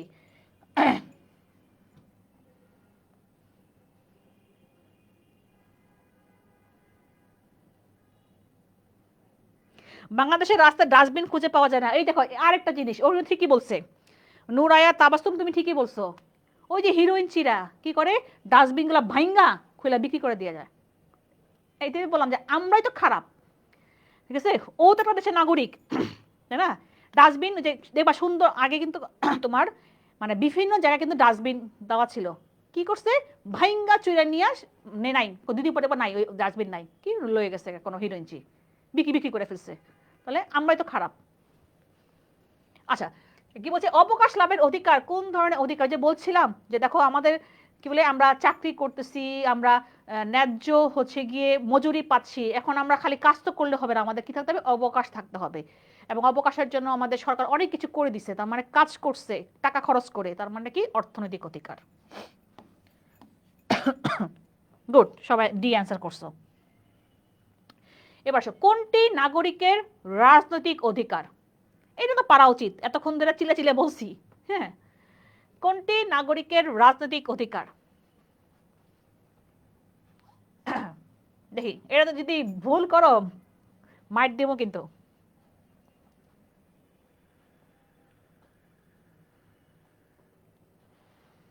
সবাইকে আরমান অ্যান্সার করছে, হ্যাঁ এই তো গুড, মাহফুজ আলম মাসুম। ভোট দান, কারণ এগুলো আমার কি সামাজিক অধিকার, তাই না, সামাজিক অধিকার। তাহলে ওটা কি হবে আমার রাজনৈতিক অধিকার, ভোট দান দেওয়া, ভোট প্রদান করা। এবং এটা অধিকার তোমার ভোট দান দেওয়া, আর তোমার কর্তব্যটা কি, তোমার কর্তব্য হচ্ছে সততার সাথে ভোট দেওয়া যোগ্য ব্যক্তিকে, যোগ্য ব্যক্তিকে ভোট দিয়ে তুমি নিয়ে আসবা, অযোগ্য ব্যক্তিকে না, যোগ্য ব্যক্তিকে তোমার ভোট দিতে হবে। ভিক্ষা পাবার অধিকার কোন ধরনের অধিকার বলো, মানে এটা ভিক্ষুকের অধিকার আর কি, হ্যাঁ বলো এটা কোন ধরনের অধিকার। আর এটা নাগরিক, এটা কোন কর্তব্য, সেম কিন্তু কর্তব্যটাও সেম, যে তুমি নাগরিক হিসেবে ভিক্ষা দিবা, এটা কোন ধরনের কর্তব্য। আবার ভিক্ষুকের ভিক্ষা পাওয়ার অধিকারটাও সেম জিনিস আর কি। তাহলে কি হতে পারে, নুরায় তাবাসসুম বোঝায় নৈতিক অধিকার। গুড, অবভিয়াসলি যেটা বলছিলাম যে নৈতিক অধিকারের জন্য সরকার তোমাকে কোনো চাপ বা বল প্রয়োগ করবে না, তোমার মনের মন থেকে, তোমার মন থেকে, তোমার নীতি থেকে তোমার এটা আসবে যে ঠিক আছে আমি ওকে হেল্প করি, আমি ভিক্ষুকে ভিক্ষা দেই, তোমার কর্তব্য। আর ওই ভিক্ষুকের সেটা অধিকার আর কি নৈতিক, সে চাই পাইতেও পারে নাও পাইতে পারে। তারপরে যেটা বললাম প্রতিবেশীর সাথে ভালো সম্পর্ক রাখা, সেটা কিন্তু একটা প্রতিবেশীর একটা অধিকার, সেটা ভালো একটা ভালো একটা কি পাবে সম্পর্ক, মানে এ পাবে যে ভালো একটা ব্যবহার পাবে অন্য একটা প্রতিবেশীর কাছ থেকে। এবং আমরা বলছিলাম যে এই যে যদি ঝগড়াঝাটি হয়, আমরা বলি দেখো ঝগড়া করে, তার মানে লোকনিন্দার মুখোমুখি হয়ে আমরা, কিন্তু সরকার কোনো বল প্রয়োগ করবে না, মানে নৈতিক অধিকার না না, তুমি যদি নৈতিক অধিকার বা নৈতিক কর্তব্য যদি না পালন করো, সেটা জন্য তোমাকে সরকার কোনো বল প্রয়োগ করবে না।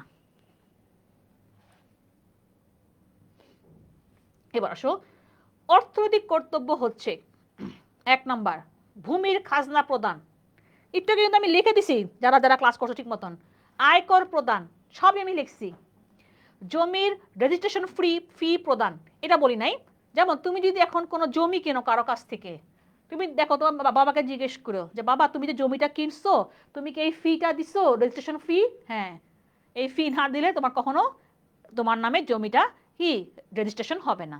এটাও একটা কিন্তু কর, সরকার তোমার কাছ থেকে ট্যাক্স নেবে, কে দিবে, যে জমিটা কিনবে, ঠিক আছে। তুমি আজকে তোমার বাবাকে জিজ্ঞেস করবা এই সব করের কথা, দেখবা তোমার বাবা ঠিকই বলবে। তোমার যদি বাসা থাকে তোমাকে ওইটা ভূমি, তোমার ল্যান্ড ট্যাক্স, এই যে আমরা নিজেরা, আমি যে বাসায় থাকি এটা আমার আমার যে ভূমিটা সেটা আমার ল্যান্ড ট্যাক্স দিতে হচ্ছে। তারপর আমি বললাম যেখানে যেটা বাসা আছে সেটার জন্য আমাকে সিটি কর্পোরেশন ট্যাক্স দিচ্ছি। আমি একটা আমি আয় আমি আমি আমি আয় করতেছি, আমি বাৎসরিক আমি কামাই করতেছি, আমি আয়কর দিচ্ছি, ইনকাম ট্যাক্স দিচ্ছি, অলরেডি আমি ইনকাম ট্যাক্স দিয়ে ফেলছি। তাহলে এগুলো আমার সব কি তোমার হচ্ছে গিয়ে অর্থনৈতিক কর্তব্য, তার মানে সবগুলো আমার কিন্তু কি রাইট। তাহলে কি হবে 1 2 3, গুড। তাহলে কি হবে 1 2 3, ওকে, ক্লিয়ার ক্লিয়ার। এবার আসো, এটা লাস্ট প্রশ্ন মনে হয়। হ্যাঁ, দেশ রক্ষার কাজে অংশগ্রহণ করা কোন ধরনের কর্তব্য? দেখি এটা কে বলতে পারবা। দেশ রক্ষার কাজে কোন ধরনের কর্তব্য? সামাজিক, রাজনৈতিক, নৈতিক নাকি অর্থনৈতিক? অবভিয়াসলি তো এটা না, নৈতিকটা। দেখি কে বলতে পারবা।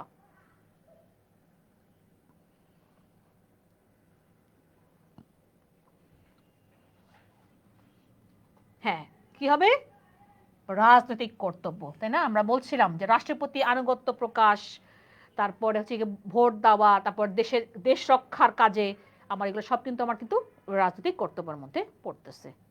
ওকে, তাহলে আজকের আমাদের দায়িত্ব কর্তব্য অধিকার সম্বন্ধে আমরা পেয়ে গেলাম। আমাদের নেক্সট পরীক্ষা মানে আজকের উপরে 11 তারিখে পরীক্ষা, তারপর তোমাদের 13 তারিখে আমার আবার ক্লাস, আর 11 তারিখে হচ্ছে গিয়ে, হ্যাঁ 11 তারিখে ইংলিশ ক্লাস। বলো কার কোনো সমস্যা আছে কিনা বলো।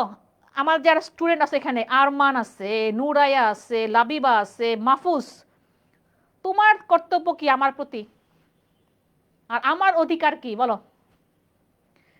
বলো, তোমার কর্তব্যটা কি আমার প্রতি, আর আমার অধিকারটা কি তোমার প্রতি? বলো আজ থেকে, বলো যে আজ থেকে তুমি এই করবা যে আমরা বাবা মাকে শ্রদ্ধা করব, বাবা মার কথা মেনে চলবো। তোমাকে তোমার তুমি অধিকার পাচ্ছ তোমার বাবা মার কাছ থেকে, কি তোমাকে খাওয়াইতেছে, পড়াইতেছে, হ্যাঁ, বাসস্থান দিছে, তুমি বলো এটা তোমার অধিকার, তুমি তার সন্তান। তাহলে সন্তান হিসেবে তোমার কর্তব্যটা কি তোমার প্যারেন্টসের প্রতি? বলো তোমার প্যারেন্টসের অধিকার কি? যে তার ছেলের মেয়ের কাছ থেকে সে কি পাবে? শ্রদ্ধাটা চায়। তোমার বাবা মা কি চায় অন্য কিছু তোমার কাছ থেকে? তোমার কাছে কি চায়? তুমি তাকে সম্মান করো, শ্রদ্ধা করো, রেসপেক্ট করো, তাই না?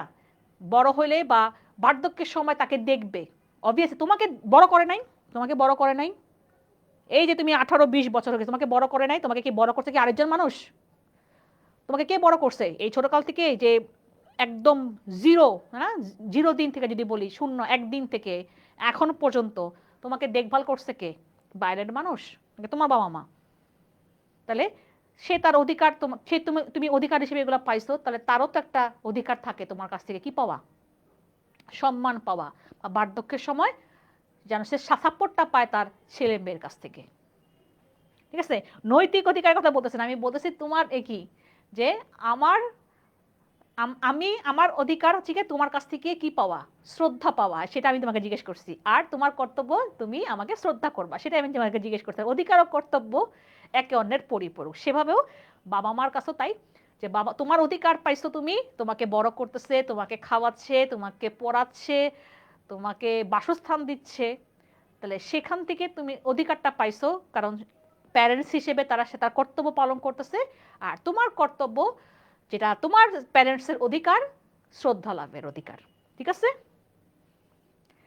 আপনাকে রেসপেক্ট করা ছাড়া আর কিছু নাই আমাদের কাছে। আচ্ছা ঠিক আছে, অনেক কিছু বললাম। হ্যাঁ, আজকে তাহলে আমাদের ক্লাস এই পর্যন্তই। বলো কারো কোনো সমস্যা আছে কিনা? তোমরা জানো যারা পরীক্ষাতে টপ করো তারা তোমরা ওই টি শার্টটা পাওয়া, অনেকে কি জানি বললা টি শার্ট পরে ক্লাস করতেছো। ওকে, বলো ক্লাস কেমন লাগলো? আজকে ক্লাস আমাদের এই পর্যন্তই ছিল।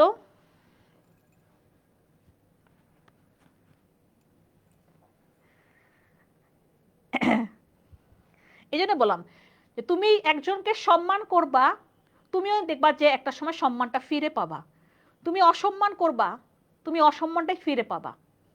সেই জন্যই বলি যে আমরা অনেক সময় চিলাচিলি করি, হ্যাঁ, আমরা নিজেও, আমি এরকম হয়েছে তাই না, যে বাবা মার সাথে এরকম চিলাচিলি হয়েছে, বাট পরে আসলে করি যে আসলে মানে এরকম চিলাচিলি করা উচিত হয় না, তাই না? ছোটকালে, এই যে এখন আমি যদি বলি একটা সময় আমাদের বাবা মা আমাদেরকে নিজের আঙ্গুলে ধরে হচ্ছে কি আমাদেরকে হাঁটা চলা শিখাইছে। আর আজকে এখন আমার মা বয়স হয়ে গেছে, এখন আমার মা আমাকে এখানে হাত ধরে হাঁটে, ঠিক আছে? তখন আমার কাছে খুব লাগে আর কি। তো যাই হোক, এটাই আমার কাছে বেস্ট লাগছে সিভিক্স ক্লাস। আয় হায়, কি বলো আরমান, শুধু আপনার ক্লাস করা হয় বেশি?